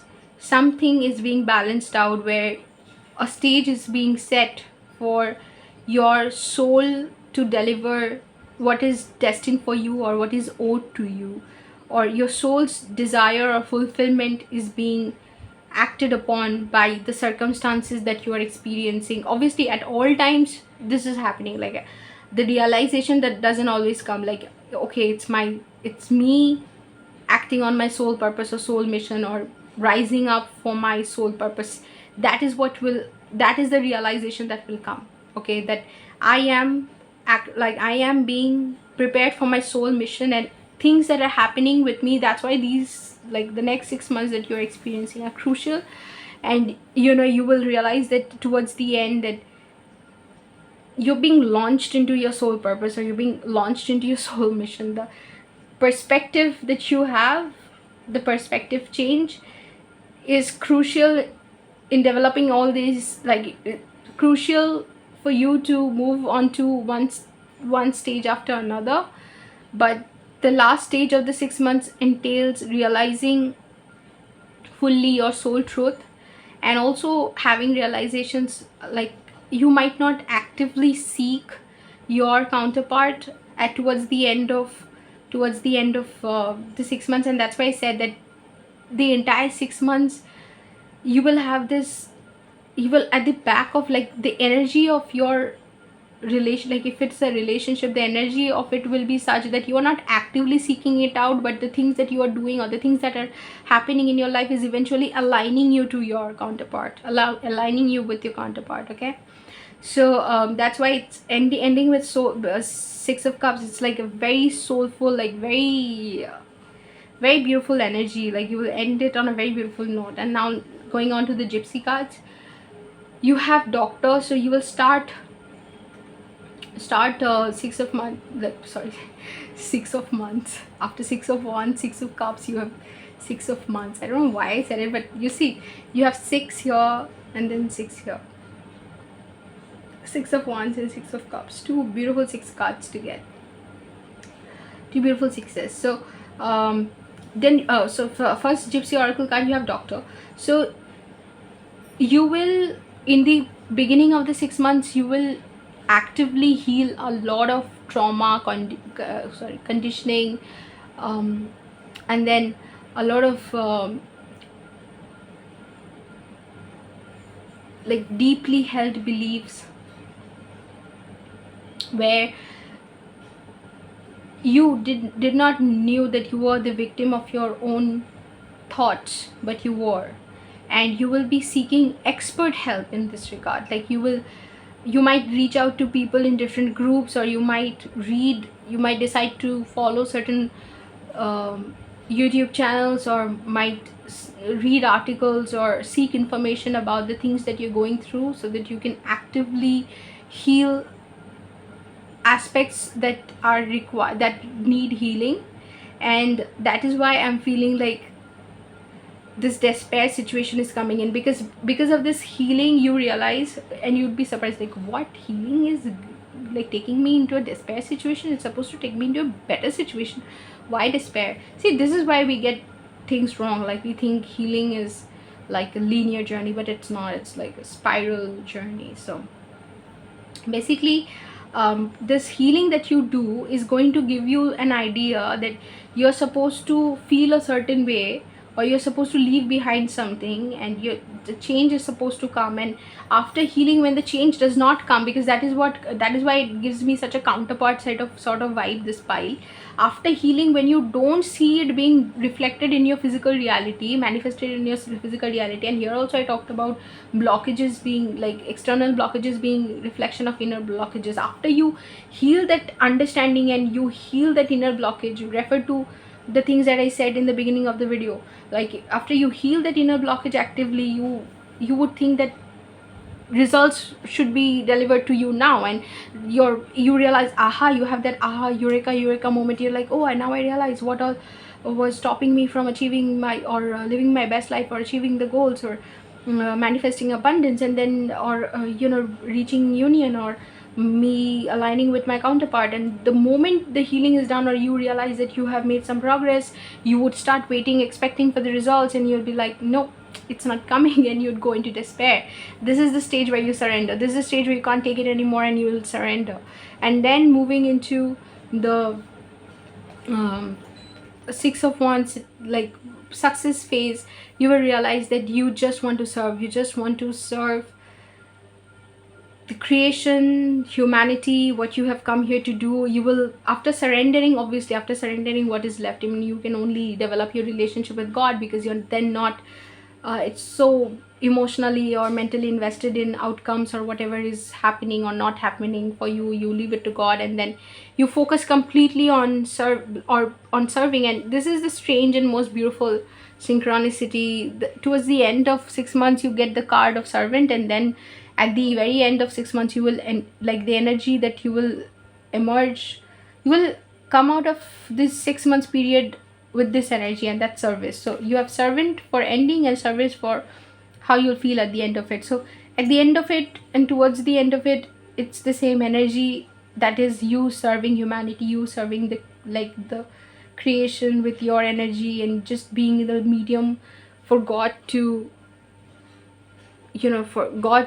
do its will, and for the universe to channel, sorry, so you, for the universe to use you as a medium to bring into this world the changes that it wants to see. Or you will make yourself available as a medium for the universe to work its magic. Okay, that's the energy that you will be in, and that you will emerge out of at the end of the 6 months. So that was your reading, group 2. If the reading resonated with you, do like the video and subscribe to my channel if you want to receive more readings like this. Otherwise, I'll see you at Sorry, I'll see you in another video sometime very soon. Take care. Group 3. So if you had chosen the card 60, together we fly, this is your reading. Group 3, honestly, why are you here? Why are you even here? Let's go out and celebrate, because that's the only thing left to do now, isn't it? I mean, seriously, group 3, but I mean, what do you want to know? I have a lot to say, but what do you want to know? Can I just tell you that whatever it is that you want to know, like whatever your main concern is, like if you had a main concern, it is the answer to that concern, or the resolution to that concern is whatever you wished for, or whatever you knew or know that would make you happy is coming. Like everything is getting fulfilled. There you have it. You can stop watching right here, because I have just given to you all that I have to say and all that the reading is about. I'm so surprised, so shocked at the entire spread of cards that you got, that I literally don't know how to, I mean, where to begin, where to end. This is amazing, and this just proves the thing that I feel about tarot, you know, how I feel like I can get one oracle card from one deck, I can get tarot from another deck, another card from another deck, but they all align to say the same thing, and that is just crazy. I mean, as your cards were coming out, I was like shocked, and I was like, obviously, obviously, obviously. And I kept saying that, obviously, you'll get this card, like, obviously. And how did you, okay, group 3, first of all, whatever you're receiving is the result of everything that you've wished for, everything that you have put yourself through, and only you would know what you have gone through in order to be experiencing what you are going to experience in the next 6 months. And when I said how, I don't mean how can somebody be so lucky, or how can somebody get to experience this. I meant how is tarot this accurate and this synchronistic, and how can things align like this. Like for the card that, for the oracle that you get the tarot for, and then again another set of oracle cards talk about the same thing. It's like the same thing, confirmation after confirmation, confirmation after confirmation, and that's what I'm surprised at. So if you don't believe, group 3, that everything that you ever wished for is coming, I don't know what like the divine can do now to make you believe, because group 3, this is it, it's happening. Let's celebrate. That's why I said the group 3, pause, get in touch with me, let's celebrate, because that's all that is left to do after seeing this reading. I have done so many readings, but very few readings like match this level of excitement and craziness in terms of, oh my god, what is happening. Like that's the energy. Like you know, the card that I'm attracted to the most here, I'll tell you, like the card that I'm attracted to the most, there are like so many cards that are, I'm not saying that positive cards are better and negative cards are, like, I'm not even going into positive negative, but oh my god, the 10 of cups with the stars, I am like being drawn to the card like moth to a flame. And if you are same, I mean, if you're also getting attracted to it, then yeah guys, I guess we are the same. And anytime anybody comes to this reading, chooses group 3, just know that the divine is rewarding you. And literally, I've heard this so many times in tarot readings, but you know, there comes a moment when everything that you put yourself through, because you know, for walking through that fire and putting yourself through all the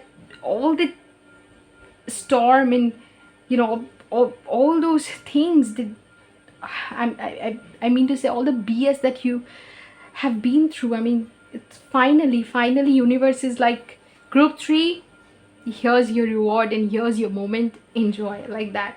And you know, while I was doing the shuffling and reading the cards and whatever, I was understanding what your message entails. The only thing that I had at the back of my mind was, I wish this was not for 6 months. I mean, I wish this was like a lifetime thing. But you know, we cannot. I mean, that's why we don't control things, right?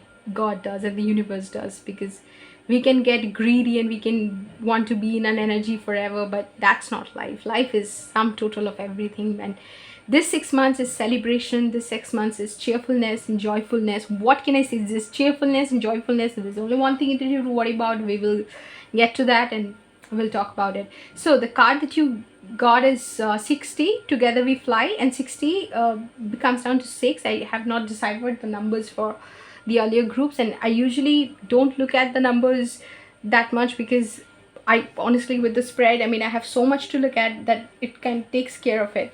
Like, eventually if I give the message to you, it takes care of the number synchronicity as well. But here, this basically talks about coming into union with your divine counterpart.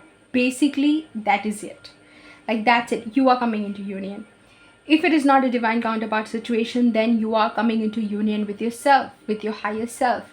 You're coming into union with the divine. You are balancing the yin, yang, and feminine and masculine within you. That is essential to be functioning at your highest potential, or to reach your highest potential. You have to balance the yin and yang within you, and that is the balancing that you're achieving within yourself. Okay, this 6 months is so beautiful. Group 3, I don't even know how to begin. It's like, let's decipher the card first, the card that you got. Together we fly. Here you can see the images of two individuals, one feminine figure and one masculine figure. They're holding like this. The woman has coming out of her left hand one side of the wing, and the other half of the wing is coming out of the right hand of the masculine figure, and they're flying over this lush green view, and it's called freedom flight, and experiencing freedom in sacred union, where both of them rise to the highest potential as individuals and come together in order to, in order to grow with the entire creation without falling into the traps of conventional relationships and things that we experience, like codependency or having to dim one's light in order to let another shine. There is nothing of that sort. They have been able to heal the patterns and the conditioning that comes with conventional relationship, and now they are like flying to experience their freedom, where they are one with the entire creation, and they have been able to grow as individuals enough, grow separately enough, where they can come together harmoniously to experience the abundance that they both bring to the connection.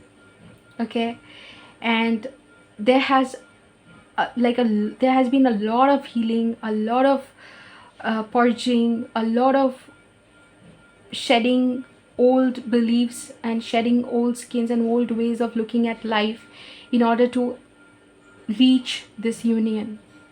And as I speak about it, a calmness, a sense of calmness dawns over me. Like, I can't even speak. I'm like, spiritually, I'm looking at this card and I'm feeling so happy that I can't even speak. That's how happy I feel. And you see both these sides have similar like visual representation, which shows the equality that exists between the two, that these are coming together of two equals in love. Okay, and this is the sacred union.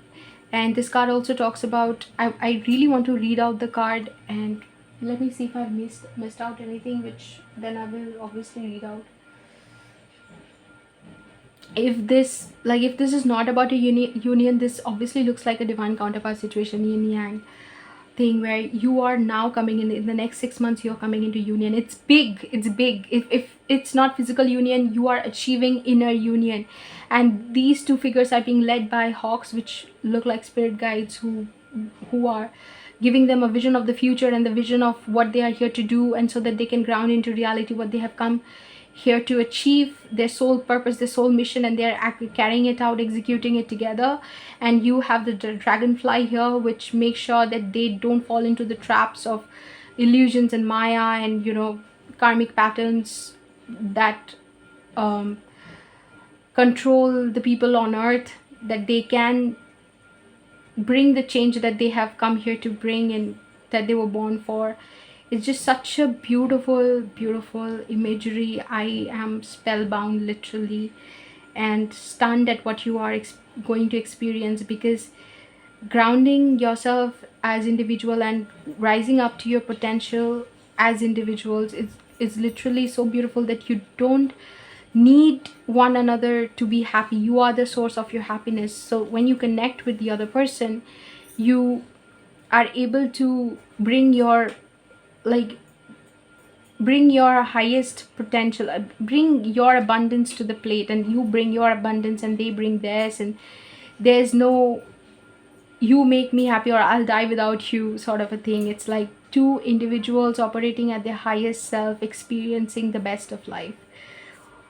I don't even, like, you leave in the comments what are you going to experience, because this is so, I have not experienced such a thing. I only know, like, my mind knows through paper what it feels like, but I have never experienced. So only you, group 3, after you've gone through this in the next 6 months, will you be able to enlighten us about what you have experienced, because this is so beautiful. Like, I don't have tears, but my light body, my energetic body is crying. That much I can tell you.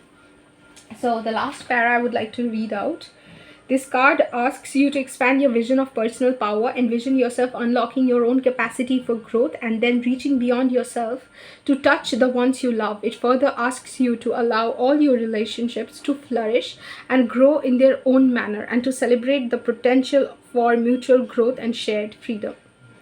Okay, so if it is not about a counterpart, it is basically asking you to awaken that potential of growth, where after acting out of your own personal power, you'd be able to awaken that potential of growth in all relationships. Okay,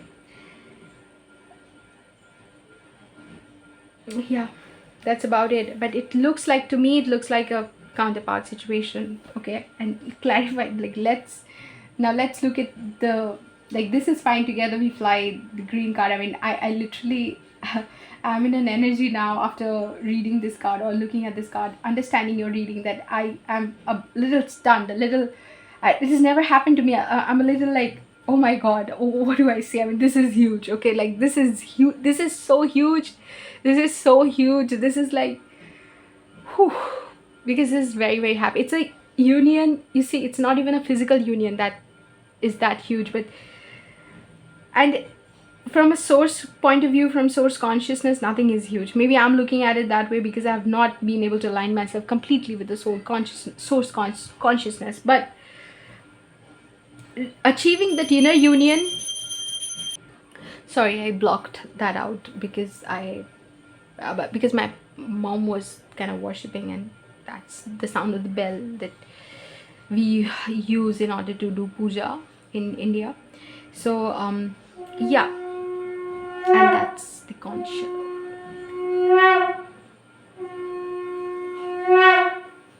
This is divine. I mean, you have bells and then conch shells blowing. I mean, bells ringing, conch shells blowing. I mean, this is group 3.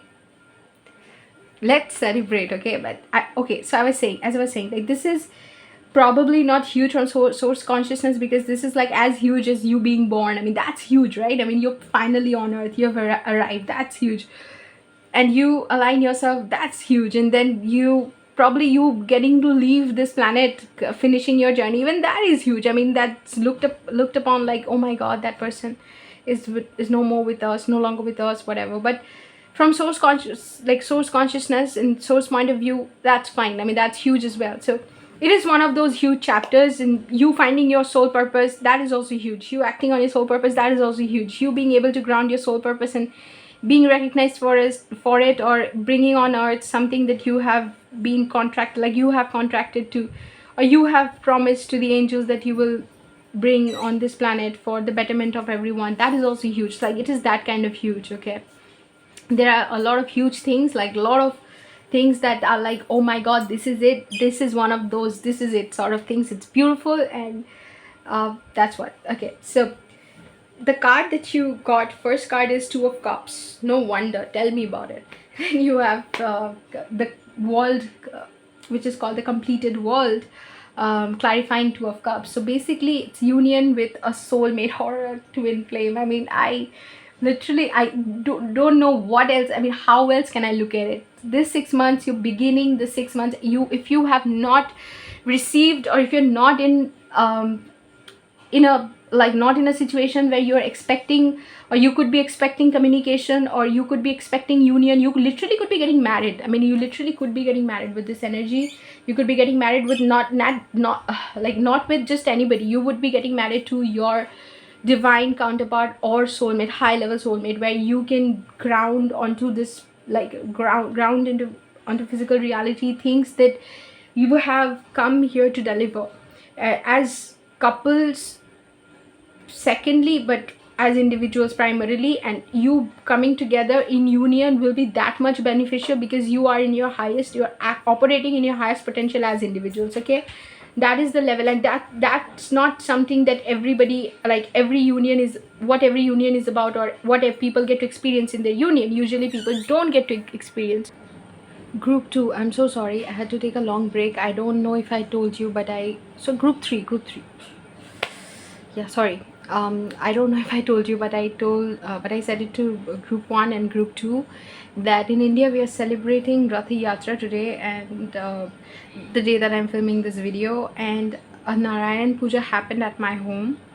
So I have a lot of relatives coming in, and I was just not prepared to do this video. But I had not been able to do a video for such a long time now, that I just decided to go ahead with it. I felt like nothing can stop me today, so that's why I have to pause a little bit here and there more often than not, because I just have people at home. So anyway, I don't really remember what I was talking about, to be honest, but if it looks like something that needs a little bit of detailed discussion, then I'll leave it somewhere in the description, where a little information that I feel like I should add because of what I was talking about, which I don't remember at this point. I'll add it in the description, so don't worry about that. But let's get started with the reading once again. So I remember talking about this card. So Two of Cups in the completed world. Two of Cups, it's not giving me any opportunity to think that this could be about anything else other than a relationship. Okay, so 6 months into the picture, like 6 months, the next 6 months, as you step into this segment of your life, as you step into this chapter, I feel like it's a very crucial moment. And I remember talking about that you could literally be getting married at this point. The thing that I'm understanding is that you literally could be coming into union, yes, in terms of marriage, in terms of like physical union, where separation ends after you have experienced long separation with your counterpart. That could be one. But if you're not coming into union, if it's not a romantic thing, then that inner union, the inner masculine and feminine energy integrating within you, and you being able to have a functional, like, balance, reaching your highest potential, that sort of thing is happening, right? And it is happening in a way where you are now able to access your full potential. You see, up until that balancing happens, the yin yang balancing happens within us, we are not able to operate at our highest potential. There will be something missing. Like, for example, if you're in either of the polarity, if you are more in the yang energy, then what will happen is you will be more active, and you will be very invested in the material world. You will go ahead and take action wherever necessary, but you will not be as aware of your spiritual truth or who you are, and you would not feel that sense of belonging with the creation. You would not know who you are, like, spiritually. You would be like, who am I? Why am I here? You would be so invested in the material world, but that inner satisfaction won't be there. And if you're more in the yin energy, what happens is you experience the spiritual truth so intensely, like who you are and how the illusion behind the world and what the world is, the energetic vibration behind things, and how what people are like, money and other conventional things that people are so interested in, relationships and other conventional stuff, success, marriage, it won't interest you as much, and you would not even be able to take action in physical reality, because you would be like, what's the point? It's pointless to invest in something which doesn't even matter. So in order to take action or fully function as a like in order to function, be a functional human being who is operating on its highest potential, you have to balance the yin and yang within you. And that's what the six of like the next 6 months are bringing. Okay, I'm so sorry, I'm calling it 6 of months, like 6 of wands and 6 of swords and 6 of cups. I'm calling it 6 of months, but I hope you can excuse me for it. I think it's a nice way of talking about the next 6 months. But yeah, that's the thing. And complete world, it's like you're completing a cycle, that union that you're achieving, which is now manifesting. I feel it's manifesting externally, and there's so much proof of it getting manifested externally. It would only, if it has to be like an internal union and not an external union, maybe an external union will for some of you will eventually follow, maybe not in the 6 months, but very closely it will follow. I can tell you that inner union is assured for whoever choosing this group. Inner union is assured, and that is such a beautiful experience in itself. You would know when you're going through it that there's nothing like it. I cannot even put into words like how you feel when you go through the process of reaching union. It's such an enigma, such a magical process. I can't even begin to explain how achieving or completely, like the completed world, this union, the coming together, two of cups, two soulmates, like 2 cups, two individuals who like so aware of themselves and so much in love, and the sacred union that is founded upon love is complete. It happens. Then I really don't know how to describe to you how fulfilling that thing is, but good for you. You're going to experience it for yourself. Then you have 6 of cups and 4 of wands. What can I say? Like I told you, like I was looking at your cards and I was like, how is this so synchronistic? And 6 of cups is literally talks about past life or childhood soulmate connections, where things that have been like connections that have been with you for long enough for you to be able to feel a sense of belonging, familiarity, home with them. Okay, that kind of connection. So you are basically in that energy of you are home. I'm with the person that my childhood friend, my like the person with whom I am connected, like at the source, like the source energy that you are in connects you to this person. That's the person that you're connected with, and you're feeling that much at home. You're feeling spiritually at home. You're feeling at home in terms of love. Like trust me, I don't know if you can feel it, but I know, as energy readers, we're able to sense energy, and your entire reading, as I'm looking at the screen, is glowing for me. Like it's literally glowing. I remember talking about the 10 of cups and how beautiful it was, and I was literally getting so attracted to it. Like your entire reading is like screaming glow and energy to me. It's crazy. Group 3, I've never done a reading like this, so I'm new to this. Like I'm new to experiencing such magic. I mean, this is really, really beautiful, and I'm not kidding. I mean, how many times have I said it to you that it's really beautiful? You can just, yeah. So 6 of cups, like you can just get an idea from that. 6 of cups, you're experiencing that, and you're like, here you have a lobster, and it reminds me of the saying Phoebe, said in Friends, like, you are her lobster. See, I think Phoebe says it about Ross and Rachel, about how lobsters mate for life, or stay with one person throughout their life, and that's the reference that Phoebe brought in for Ross and Rachel's relationship, and then said that Ross was Rachel's lobster, or Rachel was Ross's lobster. So you find your lobster, okay? You're basically finding your lobster. That's what it reminds me of. And then 4 of wands is literally the union card. It's literally the twin flame card in tarot, where you have 4 wands, and usually it's the visual representation is of a marriage ceremony.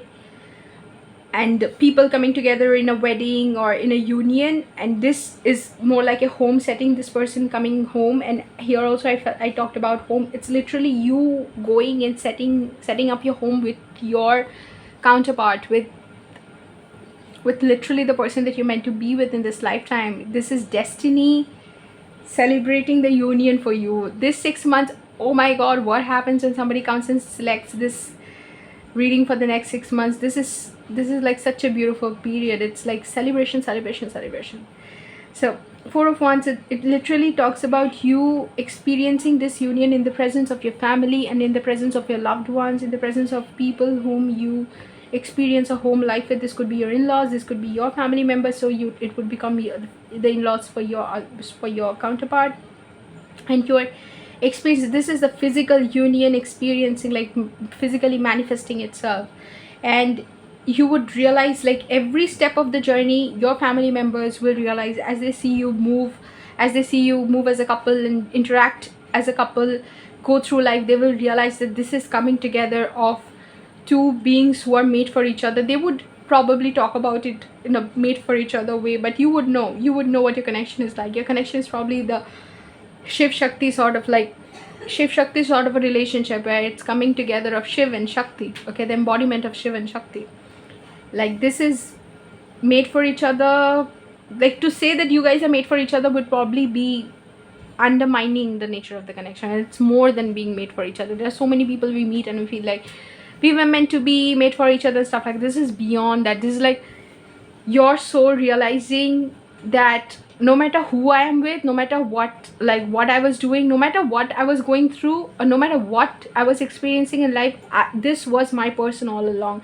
Like even in my consciously, yes, I have wanted you, but unconsciously, subconsciously, I have always wanted you. It's like you are all that I have ever wanted. And even not knowing that I want you, I have wanted you. That is the sort of relationship that you're bringing in, and such a lesson for the world. It's like the people in your life who are getting to see this union are taking notes, are basically realizing that this too happens. This miraculous thing that you are bringing into reality too happens. Okay, to be able to do such a reading is such an honor, because I know this, a lot of people have no idea that such relationships exist or such relationship can exist in the world. Okay, so yeah, the fact that this would come up in a 6 months reading is so huge for me. I can understand how huge it is for you to experience this. Then you have Knight of Swords being clarified by the star. You could be having something come into your life, and I say this because we got the 4 card here. Someone coming into your life, or some information coming through, which will act as which will be antithetical to this union. Like it will not be in the larger scheme of things. This energy coming in as a person, information or whatever block stands against the union, but it stands as Knight of Swords. It will come in very fast, and it will want to disrupt the energy of the union, the celebration and everything. It will want to disrupt it, okay, because the union happens here. This Knight of energy, like Knight of Swords energy is, sorry, this is Knight of Wands. It carries a sword, okay.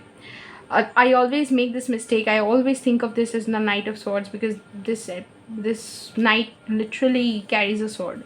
So let's treat it that way, okay. He's a Knight of Swords, a Knight of Wands. Anyway, but this being Knight of Wands makes so much sense, because Knight of Wands is that player energy. So somebody could be coming in. It could be your ex-lover, or it could be your counterpart's ex-lover, who is really shocked by this union, really shocked. And the union energy is here, and they are like headed there. So it feels like they would want to take away from the happiness. Like it's like that person would want to disrupt and would want to distract you, and would want you to look away, and you would want to just put your focus on something else, make you look away from the union, make you look away from the happy things, and will definitely bring in some disruption. If it's a friend, it's a jealous friend. If it's an ex-lover, it's a jealous ex-lover. But with hope, it's clarified by the star. You will have such strong hope that this union was divinely protected. It was always meant to be. You having gone through whatever you've gone through in order to reach this place, you have had moments where literally you felt like nothing can make this union happen, and some way the divine intervened, and magic happened, and something showed you how connected and how synchronistic this bond is, and how unbreakable, how solid this bond is. So your faith in the union is so high by now. Like, your hope and your faith is so high. It's literally the stars. Like, it's a result of you having surrendered this to God. So this happens, and you treat it as like a night. Like, your attitude is, like I said, it's either a Knight of Swords, Knight of Wands. It could be anything, but the interpretation is the same. You would be like, I don't care if it's a Knight of Swords, I don't care if it's Knight of Wands, I don't care what it is. I know exactly energetically what the person is trying to do. You again hear bell. Yeah, so your reading, my friend, is very divine.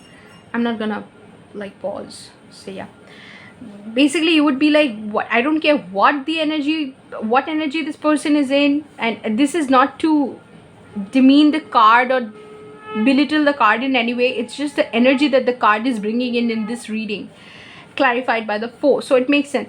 It's like you would be like, I don't care what this person is trying to do, what this person is trying to say. I know exactly what this person is trying to do, and I just know that this is a test of my faith. And it's like this situation is manifesting in reality only to test the kind of, one second, yeah, I mean, I would not pause, but yeah.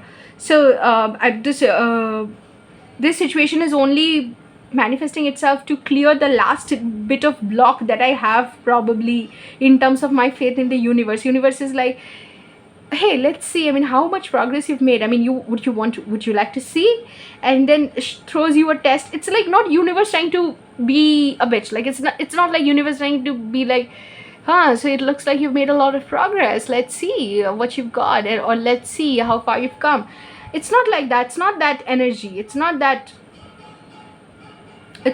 sort of an energy, which is envious and which wants to create obstacles on your path. No, it's not like that. It's like universe letting you test your own, like letting you have a taste of your own faith, have a taste of your own progress, like telling you that, see, if there is a little bit of fear or insecurity left in you, it will manifest itself when this person turns up, and you would be able to purge or release, because you're being able to rise in your highest vibration, to fly together, being one with the entire creation, coming into sacred union, and just experiencing the highest timeline of your being, of your existence in this incarnation. Before you do that, you are being given an opportunity to purge that last bit of doubt or insecurity you might have. But you somehow, it gets clarified by the star. It's like you don't care. You're having achieved this union. You're like, whatever it is, it will take care of itself, because you two are supposed to be whatever is happening in your life right now. Even if it's not a physical union, even if it's a inner union, it's just meant to be. You don't even care about the third party, if there is a third party now. If you're achieving inner union in the next 6 months and not a physical union, and this reading then is like, this part is then about the third party being there in your counterpart's life, and you don't even care. It's like internally you are together. Internally, everybody is being able to see how joyful and cheerful you are because of achieving that inner union. Internally, you understand that you're committed to your forever soulmate, forever partner, and it's like you have already come into union. Like, your marriage to this person has already happened. You are a committed, probably, like, if you believe in marriage or not, it's like that sort of union, that level of commitment has already happened for you, and you are already in a committed relationship. You're already married. If you believe in marriage, you're already married to this person. That is the realization that you're having, and nothing this person does can do anything, or nothing, any obstacle, any situation bringing in any obstacle now cannot do anything. Ten of Cups being clarified. This is the card that I was getting drawn to the most, and I'm still getting drawn to the most. It's like 10 of Cups. It's not 1, 2, 3, 4. It's like nothing. It's like 10 of Cups you have. The highest of emotional fulfillment. And you see how the moon is like, it's like the moon, the two different sides of moon. Like, it's like two moons literally hugging each other. Literally giving each other like a cosmic hug. So that 10 of cups, it's like you have now been able to achieve all that is like the entirety of your emotion, like entirety of emotional fulfillment. There's nothing left to achieve. You know, one thing that they say about counterpart love to twin flame love is that with your twin flame you experience the entire range of emotions, like what you, from anger, from the depths of anger to the depths of hatred to the depths of love, and to the depths of freedom to the depths of liberation. You experience it all, and that's what you are understanding, that you have experienced a complete range of experience, like emotions with your person. And with death is like the transformation, that it's pretty much the death of you experiencing, like not experiencing emotions in a way where you were like, I have this but I don't have this, I have this but I don't have that. It's like it's an end to that sort of thing. It's like it's being clarified by death. It's like now, you know, there's this saying like, I have seen it all, now I can retire. It's like that, like you're closing a cycle of like experiencing things individually, separately. It's like entirety. It's like death here acts like world, and it makes sense because world is also a complete cycle, death is also a complete cycle. It's like the range of complete emotion you have experienced, and that's the transformation. The major transformation now is 10 of cups. You've never probably experienced, you have only been like, you have only experienced 10 of cups in reference, like people have reference to 10 of cups in order to tell you what next situation entails or what it will entail, but you've never really felt a situation and went like, okay, if there was ever a feeling that would symbolize 10 of cups in a tarot, then this is it. Like that you have personally never felt, but this moment will bring in, and that's the transformation that is happening, and that's the transformation that is bringing. And you never had faith that you would ever go on to experience this, you know. It's the death of you that thought that you would never be able to experience this. Now the new you that is being born is like 10 of cups is my reality. Like I live 10 of cups, like 10 of cups is where I live. That is going to be you. And then you have Knight of Pentacles being clarified by 10 of Pentacles. You are going to take small steps together, probably in union or energetically coming into union. You would take small steps. Why do I keep calling steps? Anyway, you would be taking small steps towards your dream, towards whatever you have come here to do, your mission, your profession, your physical abundance, material abundance, and that will lead to 10 of Pentacles. I mean, your faith in abundance has risen to the point. I mean, that's the death card. Like, it was never this way. This is like, it is risen to the point that you are, when you are talking fulfillment, you're like 10 of Cups. When you're talking abundance, you're like 10 of Pentacles. That's the level of faith in the universe, and that's what I'm getting. I know I'm gonna get that. Like, there's no question. It's like your faith is what is being mirrored. Like your conviction that, you know, if I were ever to get abundance from the universe, it would just be 10 of Pentacles. And I know that it would be 10 of Pentacles, and that's exactly what the universe is giving back to you. Like, here is your 10 of Pentacles. And then you have the back of the deck energy is Queen of Cups. So it's that knowing, it's that inner knowing, that emotional fulfillment, the emotional experience, that intuitive knowing. Queen of Cups is extremely intuitive, and she knows that this is what you deserve, and this is what coming in. Beneath the Queen of Cups, you have the Hierophant. So you have got, like, creation, God, divine has given you proof enough, and you have known enough, and you've learned enough to know that this is happening, this is your reality, and you're claiming this, and you just know that this is happening. I mean, for me it is like huge, it's huge, but for you it's like, you know, this is just what is happening. And after being through whatever you've been through, after experiencing so much, this coming in is not even shocking to you. Just like, you were like, I was waiting for it. Okay. So the first Gypsy Oracle card that you got is Cheerfulness. So initially, like I said, you could be getting married, you could be achieving union with your counterpart, or you could be coming into inner union with yourself. with your own energy within, with the yin yang energy within you. So, and there would be immense cheerfulness. It's like, the best way I can explain it is, if you've ever heard about the honeymoon not the honeymoon, the bubble phase in the twin flame journey, which counterparts experience when they just meet each other, that crazy level of happiness, that is the level of happiness that you will experience. On a very different note, you might, I mean, this could be a reading where you might meet your counterpart for the first time. Okay, like, take everything that I said to mean, if you've not met your counterpart, then you might meet them for the first time, and you're like, this screams union to me.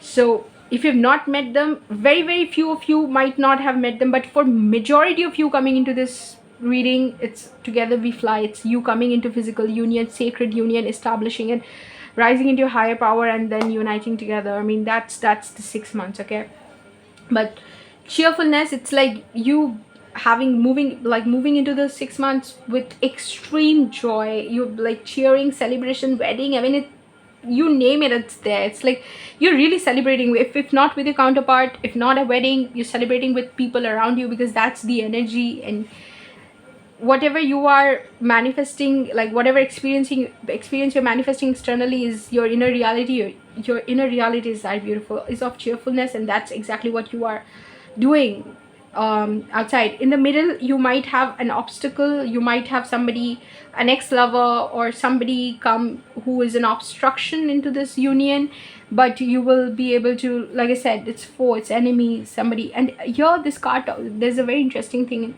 about this card. The door is open, but the card says that if you close the door on time, which the possibility is still there because the woman has not entered, but the door is at some distance to her. So if the door is still closed, then you can probably save yourself from encountering this enemy who's about to enter this room.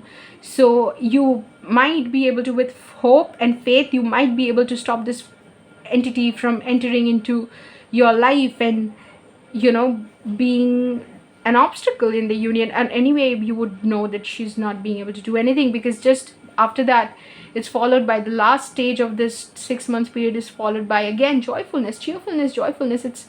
It's 3 people. I mean, who knows, this enemy who is trying to be an obstacle might even join you in the last part of the 6 months in the joyful dance. And this also reminds me of 3 of Cups. This also reminds me of 3 of Cups. So this is like, you're surrounded by 3 of Cups energy, where you're coming together celebrating. And this could also be celebration of your material success, where you are starting your business, or together as your, like, you and your partner, after having come into union, you're now like grounding your ideas for like the change that you want to see in the world, and putting your plans together, like acting on your vision, and you're aligning your plans, and you're like, this is what, because you might want the same thing, you might be on the same page literally in terms of the change that you want to see in the world, and you might just align your plans. Okay, and that could be the celebration where you're coming together, setting up your own team and everything. It's a very joyous affair, starting, ending, joyous affair. And then how do you emerge out of the 6 months? Like, how do you come out? 2 cards came together, Merchant and Money. And I did not shuffle again because it felt like the message was pretty clear. It's talking about the abundance that is about to come through out of this union. Okay, if I say that it is a union with business partner, it would be kind of funny given the nature of the messages. I mean, I I don't want to call your partner this union that you're having with a business partner. I can't look at the card and just go like it's a business partner, but it could be. Like I said, the card also says that, you know, with others, if it's not a romantic thing, with others, try to become your best version so that the relationship can grow to its highest potential with everyone. So that could be the thing. And you could be you know, working on the abundance, and abundance that will be result of you coming together, and also will be essential to you grounding your union in physical reality. Like, you two, like the 2 of you coming together, whether it's a counterpart in you, or, you know, you basically opting for your abundance. And yeah, so this money thing that sorry, I had to pause for a brief second. So the money thing has a very interesting imagery here. The door is open, the safe is open, so it could be talking about you having access to savings. It's the savings that probably were like savings that was accumulated by your ancestors, or you had yourself accumulated. You would now be using them, you would be needing them. You could be starting a business together with your partner, and here you have documents and other things along with money. So basically it could be a moment where you take stock of all the things available to you, all the resources available to you, so that you can put money, so that you can understand how much money you have available. And money is basically the fuel that you use in order to achieve the desired thing. So basically you could be looking at the money that you have available, so that you are able to invest in things that you want to invest in. And then there's the merchant, which symbolizes business affairs. Here the merchant is waiting to exchange the goods, like exchange his products with others, with a ship, like with other merchants, or a ship that will come in, because he seems to be waiting for the ship. So you could be planning and looking at money affairs and everything, wanting to start a business or starting your business together. And this looks like a very, very bright opportunity to have like experience financial abundance. That is what you seem to be preparing towards, the like out of this, like when you come out of the 6 months period, you are completely invested in the monetary affair and financial affairs, financial planning of how to ground your business. And it's probably happening with this counterpart, or you probably are aligning your resources together in order to launch this thing. And it could be a result of the vision that you see together, because the nature of, like, you might want to have, like, you might desire the same things. I mean, it often happen in normal, like conventional marriages, it happens. So if you have a sacred union, then all the more it will happen that your visions will be similar. So I can understand how that will play out. So that was the reading for you, group 3. It was a beautiful reading. I had such a hard time delivering the messages because it's so beautiful, so amazing. Like I did not know personally, if I had the right words to explain what you will experience. Do leave in the comment if this reading resonates with you. If you like the reading, do give a thumbs up. And if you'd like to have more, like if you'd like to watch more such readings in the future, then subscribe. And I'll see you in another reading sometime soon. Take care.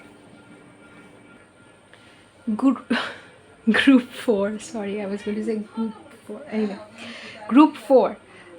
If you had chosen the card 62, Shadow and Grace, then welcome to your reading.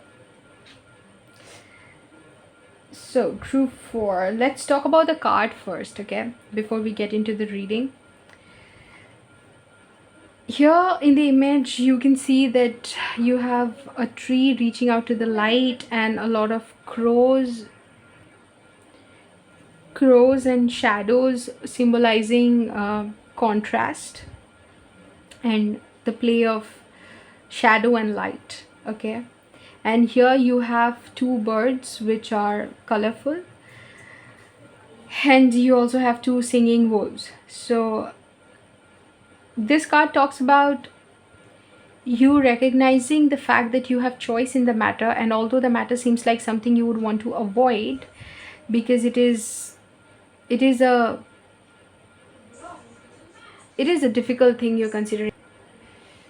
So it is a difficult situation that you're probably having to consider here. Sorry, I had to pause in the middle. Okay, and if I had not said it to you, I don't think I've said it. I've said it to the other 3 groups. In India we have Rath Yatra today, and we are celebrating, and also we had a puja at our place. So I have a lot of relatives who've come over for the puja, and I just wanted to do this reading because I've not been able to do a reading for a long time, and today felt like a day off and when I would be able to squeeze in a reading, so I just wanted to take that opportunity. So, but because of people present in my house, I had to pause a lot of times. I hope you don't mind. I hope it won't compromise the quality of the reading that I'm going to deliver. Okay, so yeah, there are shadow and light aspects to this situation where you have to take into consideration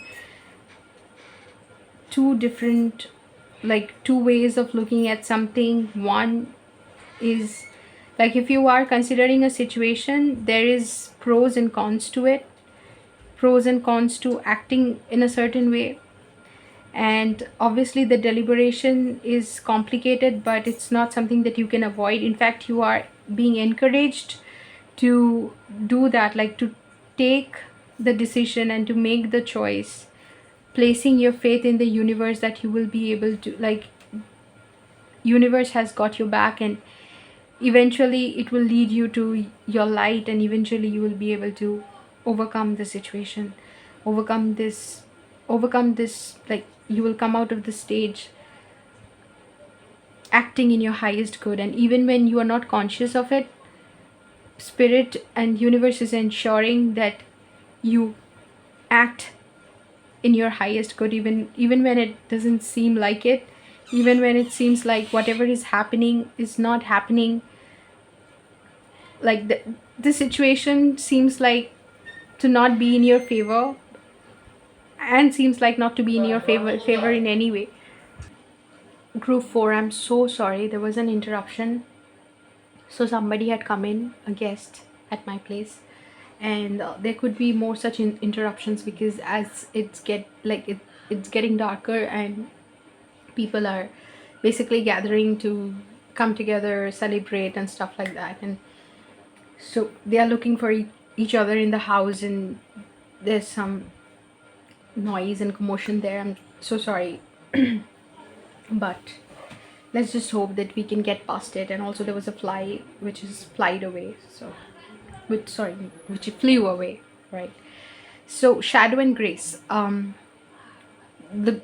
spoke about the decision, and here you have two singing wolves who basically want you to have faith that the decision will be eventually in the highest good, right?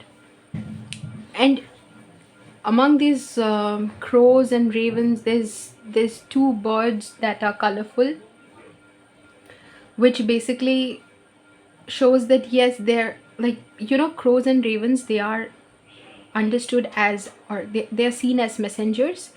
But given the dark shadowy aspect that they are showing in this picture, it feels like the messages or the signs that you're getting are, you're not being able to have faith in them, you're not being able to, like, your destiny or your future is scary to you. There's this understanding where whether negative or positive, both the things come to serve a purpose. Okay, so if something is happening in your life right now which you perceive as inherently negative and there's nothing positive about that, it would be all the more difficult for you. Wait a second, I just need to ask people to keep. Yeah, so people were talking and I literally had to stop them. Yeah, I need to finish this video fast. But so anyway, let's not compromise on the quality. Let's go ahead. So basically, and every time I do a reading, based on what I experienced during the reading, I always relate it to the reading that I'm doing. So you may be going through a situation where you absolutely cannot afford to go through this. Like, you are probably at a stage in your life or whatever you're going through, you're like, this cannot be happening to me. This can't be it. I cannot be experiencing this. I cannot be going through this at this stage of my life. But it is happening, and it is something that you have to consider. Okay, there are pros and cons to it. There's pros and cons to me continuing with the video as well, because the house is full of relatives and I might as well go and enjoy with them. But the con is that then I keep pending this video, and it just doesn't make sense. And the pro is that if I finish it on time, I can. The con to that is, like, con to me going ahead with the video is that I don't get to spend time with them. And so there's pros and cons to the situation, and that's what is symbolized in this card as well, and what you are experiencing. So these two birds, which are colorful amidst all these shadowy birds, I mean, although these are considered to be messengers, it feels like, yeah. So the positive and negative that I was talking about, I just remember the positive and negative that I was talking about is like sometimes we could be going through something which seems to be inherently negative, but it's happening for a reason that we cannot perceive at the at the level of consciousness that we are operating from at a given time. It may be impossible, or may not, it may be very difficult for us to perceive a situation, or perceive a situation as helpful for us or beneficial for us in the larger scheme of things. We might know, like mind might know that this is helpful, but it would still agonize over, and it would still shed tears over a situation, thinking, why is this happening to me, knowing fully well that this is happening for a reason. It's happening because you don't have the lesson which you need to integrate, and this center in my hand is vibrating. So probably the messages that I'm delivering are very, very necessary to you. I understand, like, you come to me, or you come to this reading for some clarity, like this next 6 months, is going to be, it's crucial to your journey. Somehow something has happened which makes the 6 months very, very discerning in some way, and you are not kidding when you say that I need this message. I mean, what is going to happen in the next 6 months? Tell me. I understand. So that's the energy that you're operating from. So these two birds are the only two birds that you can see, and among these crows which you're scared of, like, which you feel like your messengers, like your spirit guide and your inner voice may be telling you whatever you're experiencing is in your highest good, and this is to launch you in your in your destined path, and don't be scared and stuff like that. No matter how much they try to tell you that you are scared, you're thinking that experiencing what you're experiencing may be something negative, something sad, something troublesome, something tumultuous that you're experiencing now, and you're like, why is this happening to me? But it's only telling you that this shadow and grace, I mean, it's just two aspects of the same thing. And the two birds is basically your spirit guides whispering those sweet things into your ear, into your ears, saying that it will all be all right, we've got you, and there's beauty, like there's all this, like there's crows. uh what do crows say? Cawing. Okay, so there are crows making that scary sound, which can often sound scary. I understand. Even the sound is often used, like we used to have this series, like horror series in India, where the sound of the crow was used to mean something very negative or something demonic. So that sound can trouble you, can be troublesome for a heart which is already scared. Again, I also had a poem which talked about how the voice of crows, like কাক কারো করে নাই সম্পোধরণ কোকিল করেনি কারো ধন বিতরণ, which means that crows have not robbed anybody, and kokil, which is a very melodious sounding bird, and I don't know what it's called in English. So what is it called? Wait a second. Yeah, so my guess was right, it's called cuckoos. Okay, so cuckoos have not distributed wealth among people, and crows have not robbed anybody yet. The sound of crows feel like poison to the ears, and the sound of and cuckoos are people's favorite because of their melodious sound. So that difference, like both the birds, I mean, they don't individually, I mean, they are not of like they don't it's not like they are affecting you like individual. If you talk about how individually they affect you, then it's your judgment about them that's problematic. They themselves are not. So that's what I mean. If you are experiencing the crow and cuckoo sort of thing, where you're like, why can't I hear cuckoos, why am I hearing crows? But you're not understanding that in the larger scheme of things, crows have come here to guide you. And it's not like the sound of cuckoos are going to liberate you, but it feels like the two colorful birds. But it's your conditioning to think that whatever is melodious, whatever is sweet sounding, or whatever looks up or sound a particular a, sound a particular way, look a particular way, they are positive, and then other things are negative. But that's just your conditioning, okay? And these two birds that are in the background, these two colorful birds, seem to be telling you, showing you that there's like, yes, there are scary, like there are things scary in your environment right now, but there are also, like, you also have things which you consider positive, symbolically representing that yes, positive things are also present, which, and you're like, positive things are so less and negative things are so more, and like, I'm so deep in trouble, like trenched in trouble right now. But it's just saying that, like, these two birds are like telling you that it's there, and trust me, this is also happening for a reason, and like, it's happening in combination. So the shadow light play in your life that is happening in divine purpose. This is the message this card has. Now going into tarot,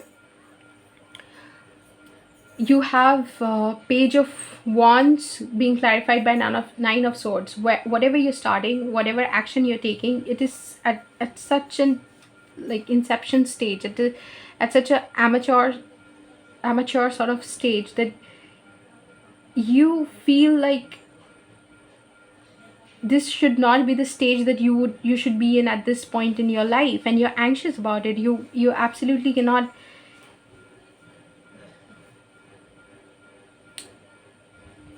digest the fact that you are starting from scratch in a way, or you're starting not only in relationship, but it could also be in love, that you're starting from scratch in a way where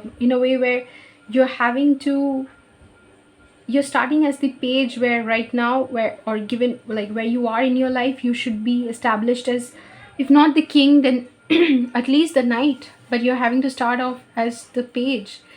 And this is like very initial stages of action. So you don't even know, like, you don't even feel like you have the skill, or you have the resources, or you have what it takes to get established as the queen or the king. And the vision is also blurry. It's like, you're at the level of, like, the back of the deck energy for you is the completed world. So you have closed a cycle, and the cycle that you have closed is a tough chapter. In terms of your job, in terms of profession, it's a very tough chapter that you have wrapped up. And this wrapping up of this chapter has made you step into the next chapter as a page, where, there's a reel on Instagram which says that don't be scared of beginning or starting something just because you'll be bad at it initially. Everyone who starts something is initially bad at it, but don't be afraid of that. So, but start anyway, and then everyone who is an expert now was bad at something initially when they started. So your anxiety is that you're starting at the page, but I think everything has to start at the level of page. Yeah, so everyone had to start at the level of page, and that's how they built. But that's literally keeping you up. Or you could be thinking of yourself as the page in comparison to someone. Maybe there's somebody that you are looking at and you're thinking that there's no way that I am I'm a match for that person. I'm just a page. I'm just a child, or just a novice. I just don't know. I don't have what it takes. That's what you're thinking. And the enthusiasm with which you are starting, you think that you should be starting the project, is also being disturbed by the anxiety that you feel because of that thought process of yours. Like, as the page, you should have that excitement, the page of wands, like, yeah, that's gonna happen, I'm stepping into this new phase of my life, and let's be excited for, I don't know what this 6 months is going to bring, but I know it's something new. But that excitement is not happening because it's somehow being overturned by anxiety. You're anxious about what's going to happen, and anxious to the point that you have sleepless nights. And then you have death being clarified by Two of Cups. So there has been death, like literally death ending of a connection, of something that you valued or was you were emotionally very close to, like emotionally whatever used to fulfill you came to an end.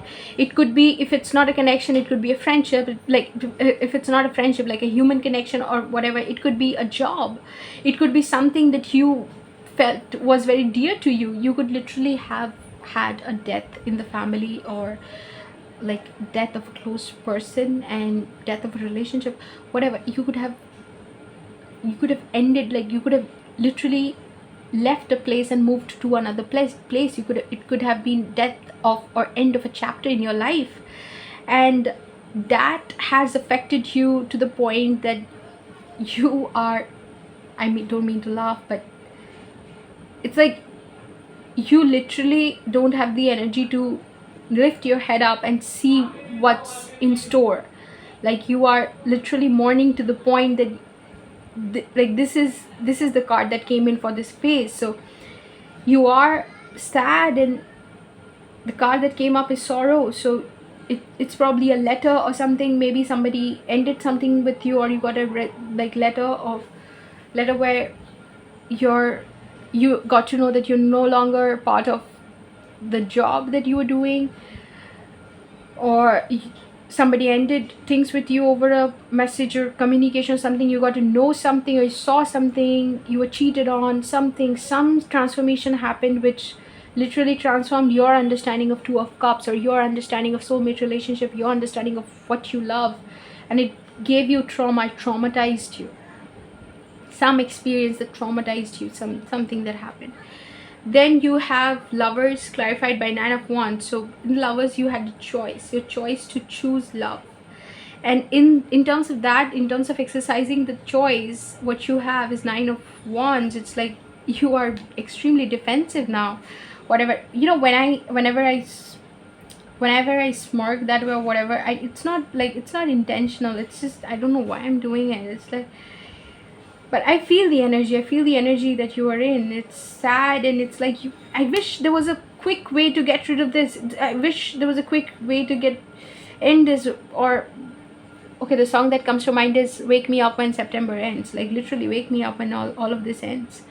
So the choice that you have to exercise of choosing love, you're wishing that you don't even have to make that choice. Like probably you are at a stage in your life where a relationship came to an end, and your family is talking about you choosing another person, or you choosing a life partner through arranged marriage, as it often happens in India or wherever you are. It's like choosing another person, and you're like, and you're not being able to make, you're so defensive. You're like, you want to be on guard. You're like, let me be, I don't have to make this decision right away, do I? And everyone is like, yes you do. And you're like, why do I have to make this decision right away?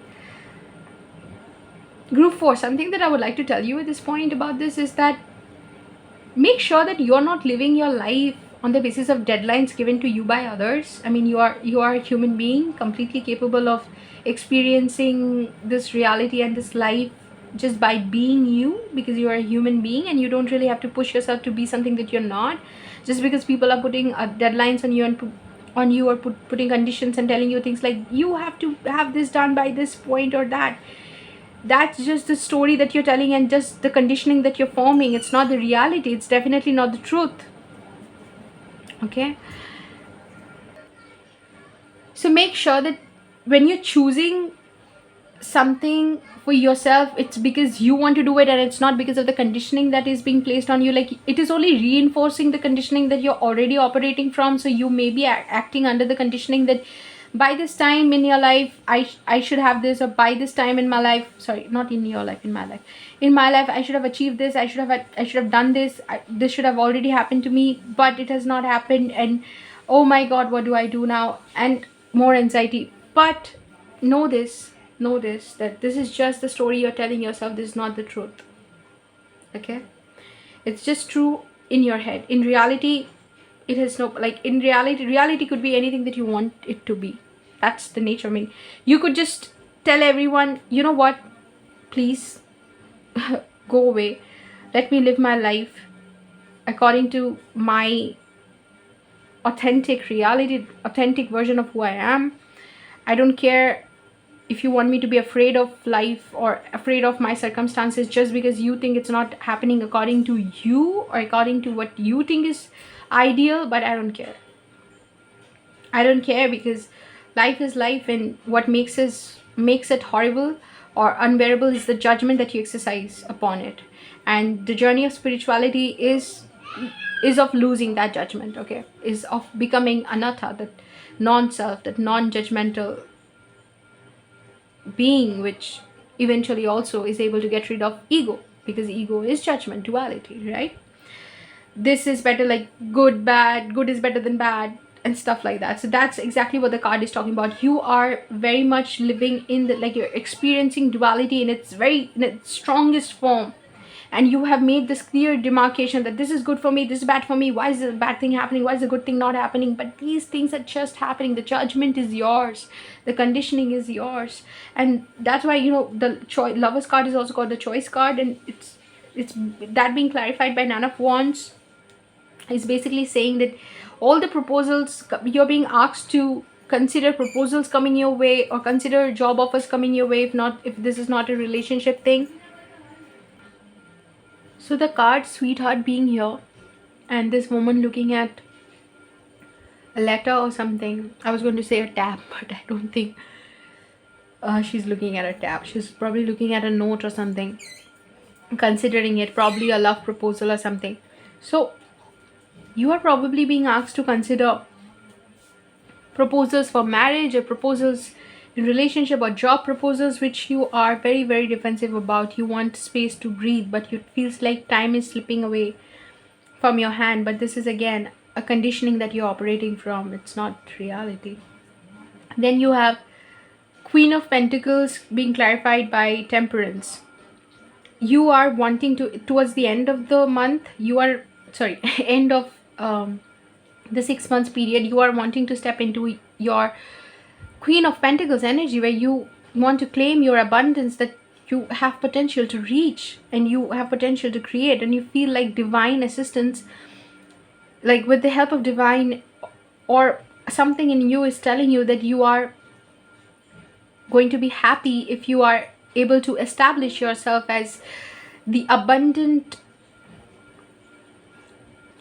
being that you are. If you have access to abundance, you can experience the happiness that you're probably trying to get out of all these external circumstances. Maybe a relationship, maybe you are putting yourself, or you are stuck in a job that you don't enjoy, but you're thinking that if I had another way, like if I could discover one way of creating abundance by doing something I love, only then will I be able, like, then I can just say goodbye to this job, or say goodbye to this entire episode of my family asking me to get married to someone, and I can just live independent, free, nurture myself, nourish myself through my own earnings, through the abundance created by me, by my own efforts.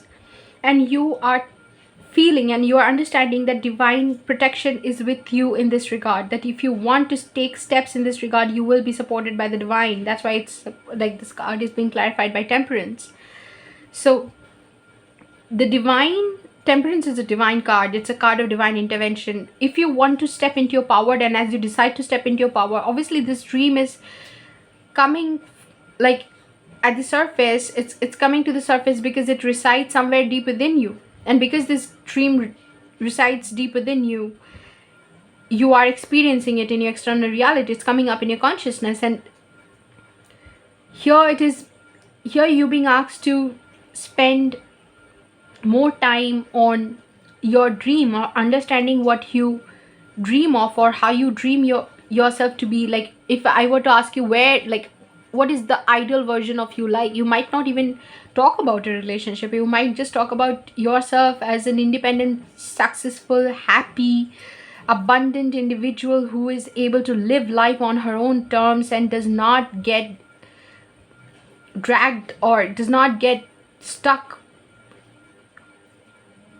by stuck into these conventions of this material world, or tied into the conventions of this material world. That is how you would describe yourself. And you are asking for divine support in this regard towards the end of the 6 months journey. And it feels like you're getting it. It feels like you have this intuition that you are supported by the divine in this, in taking this step and in realizing this dream. Then you end the 6 months period with the feeling of being stuck in the energy of mentally being stuck, knowing that what you want is to be independent, is to create your own abundance, because it's clarified by the Nine of Pentacles that everything that you went through, everything that you're experiencing is basically trying to show you or lead you towards your dream. It's trying to lead you towards your ideal life, which is your like your best life, where you have reached your highest potential and you are being able to co-create with the universe and create your own abundance, and you don't care about someone else's opinion of you or how you're being labeled, how you're being seen and judged. You don't even care if people think that you are unsuccessful, or just because you don't have a partner or a kid or a job or something that they value because of their human ways of looking at things. You just think that you want to get rid of all that and you want to establish yourself. And Queen of, like, Nine of Pentacles is a very independent, established sort of energy. So that's what you're stuck, because you are thinking, now how do I create that? You've realized that this is what I want. Everything that my family is forcing me to do, or not even family, the world, the society, the conditioning, everything that I've been taught to do is not even something that I want. I'm pressurizing myself for something that I don't even want. It's like something that comes to my mind is that Fight Club dialogue. We buy things that we don't even need. We do things that we don't even want. So that's the energy. That's what you're realizing towards the end of 6 months. So the first half of your 6 months will be immersed in sorrow. Like we spoke about this, that something is happening, something is coming to an end, which you are grieving deeply. Then you're realizing that you either have to, and just to put an end, maybe sometimes, we get into another relationship hoping that it will help us get over our past relationship, or get over our sorrow. So it might happen so that in order to get over sorrow, your friends or somebody is advising you that you better, or somebody is like, or maybe your own, like, that inner demon is like, you look at other relationships. Just because one relationship or one thing ended doesn't mean that you can't have happiness somewhere else. So without giving yourself that opportunity or time to heal, you are looking at other relationship, other prospects, and getting disappointed. Like, there's an inner defense coming up. You're like, I don't even want this. If others are telling you, you're like, I don't even want this. If your inner voice is telling you, it's like, I don't even want this. And then eventually you're realizing that what you want is completely different, is to establish yourself in your highest power. And then death is coming up towards the end of the 6 months. So it's basically death of who you were, death of who you thought that you want to be. It could be literally death, like literally something coming to an end, an old version of you coming to an end. You could be purging, you could be getting rid of old ways and saying goodbye to old ways of doing things, old ways of looking at lives, and basically closing a chapter. You have death here, you have death here. You're finally like, not only this thing came to an end, but this thing coming to an end made me realize what all needs to come to an end along with that thing. The thing that came to an end earlier could be a job, could be a relationship, and now you're realizing, you're closing 6 months realizing that that thing coming to an end gave me this realization that it happened to me, that it basically happened in my life because there were other things that were present in my consciousness or in my environment or in my psyche, in my life, that needed to go, and they had outlived their like necessity, and now they need to go. And you could be literally killing an old version of you. Okay, you end the reading with reading ends with the last Gypsy Oracle card of wedding, which symbolizes how you will be ending, like what you will emerge as, the energy you will be in when you emerge out of the 6 months period, and that's of wedding. Now that is interesting. It could be so that you end up meeting somebody that you might want to spend your life with. You might literally end 6 months period finding somebody, finding a match for your wedding, or you could have, like, in being in this energy somehow could lead to you meeting somebody whom you like. And given that you have already had a death of your older version, this could be somebody who's more aligned with your authentic version, or authentically who you are, your authentic truth. this card also talks about the losing of independence. So the independence that you dreamt of, it feels like either you are realizing that if you have a wedding you lose your independence and that's something you don't want, and or you may be thinking that I literally want to kill that version of me which wants to be that independent and wants to experience life independently, and I want to experience life in union with someone, and you're choosing that. Okay, wedding could be very significant in two ways. One, you might decide that you want a wedding, might find someone to have a wedding, or it could be like just preceded by death, and it feels like there is no clear cut separation, like the energy could overlap. It could be so that you decide to not have a wedding. You could decide that wedding is not for me, at least not now. Or you could just be like, no, I'm sorry, this is not happening. So you have some very strong opinion about wedding at the end of 6 months. Like you decide something at the end of 6 months, like either this or that. Or if it's like, if you have already had a marriage, if it's a second marriage, you might just decide that, you know what, I'm going to go for that second marriage, or I'm going to go for that third marriage, I'm going to give it another chance. Just because I had a bad experience earlier doesn't mean that I will keep repeating that experience, and you're emerging out of that condition, and you're like, that limited lack, like that thought of lack, or that idea, that conditioning of lack and scarcity needs to go, and that's what you're putting an end to. So that would be the reading for you. And the back of the deck energy is the completed world. Clarify, like beneath that is Two of Swords. So basically you've ended a cycle, and this 6 months is beginning of another very crucial cycle for you, which brings in some very, very strong, intense realizations, which the intensity of which I'm sure you have been able to realize, because you are like, if it resonates with you, this is literally you going through this thing. So obviously you will be able to understand that it is a very intense period for you, full of realizations. My advice to you will be rest, surrender your fears, trust the universe. No matter what we're experiencing, or what the level of, like at what level of consciousness we're operating from, it's basically our journey on earth is a journey of ascension, and we are all here to unite with the divine eventually. So you have nothing to be afraid of. Divine is in full control of your journey, even when you are not conscious and aware. Divine and the universe is literally watching over you and has your back. So there's nothing to worry. Relax, go through the period, get your lessons. And this is also not going to last forever. I mean, this is just 6 months, and again the energy is going to change. Okay, that's life, that's the beauty of it. Change is the only constant. So I hope you've enjoyed the reading. If this reading resonated with you, and you liked it, do give a thumbs up. And if you would like to have more, like you would like to watch more readings like this, then do subscribe. See you in another reading sometime soon. Take care.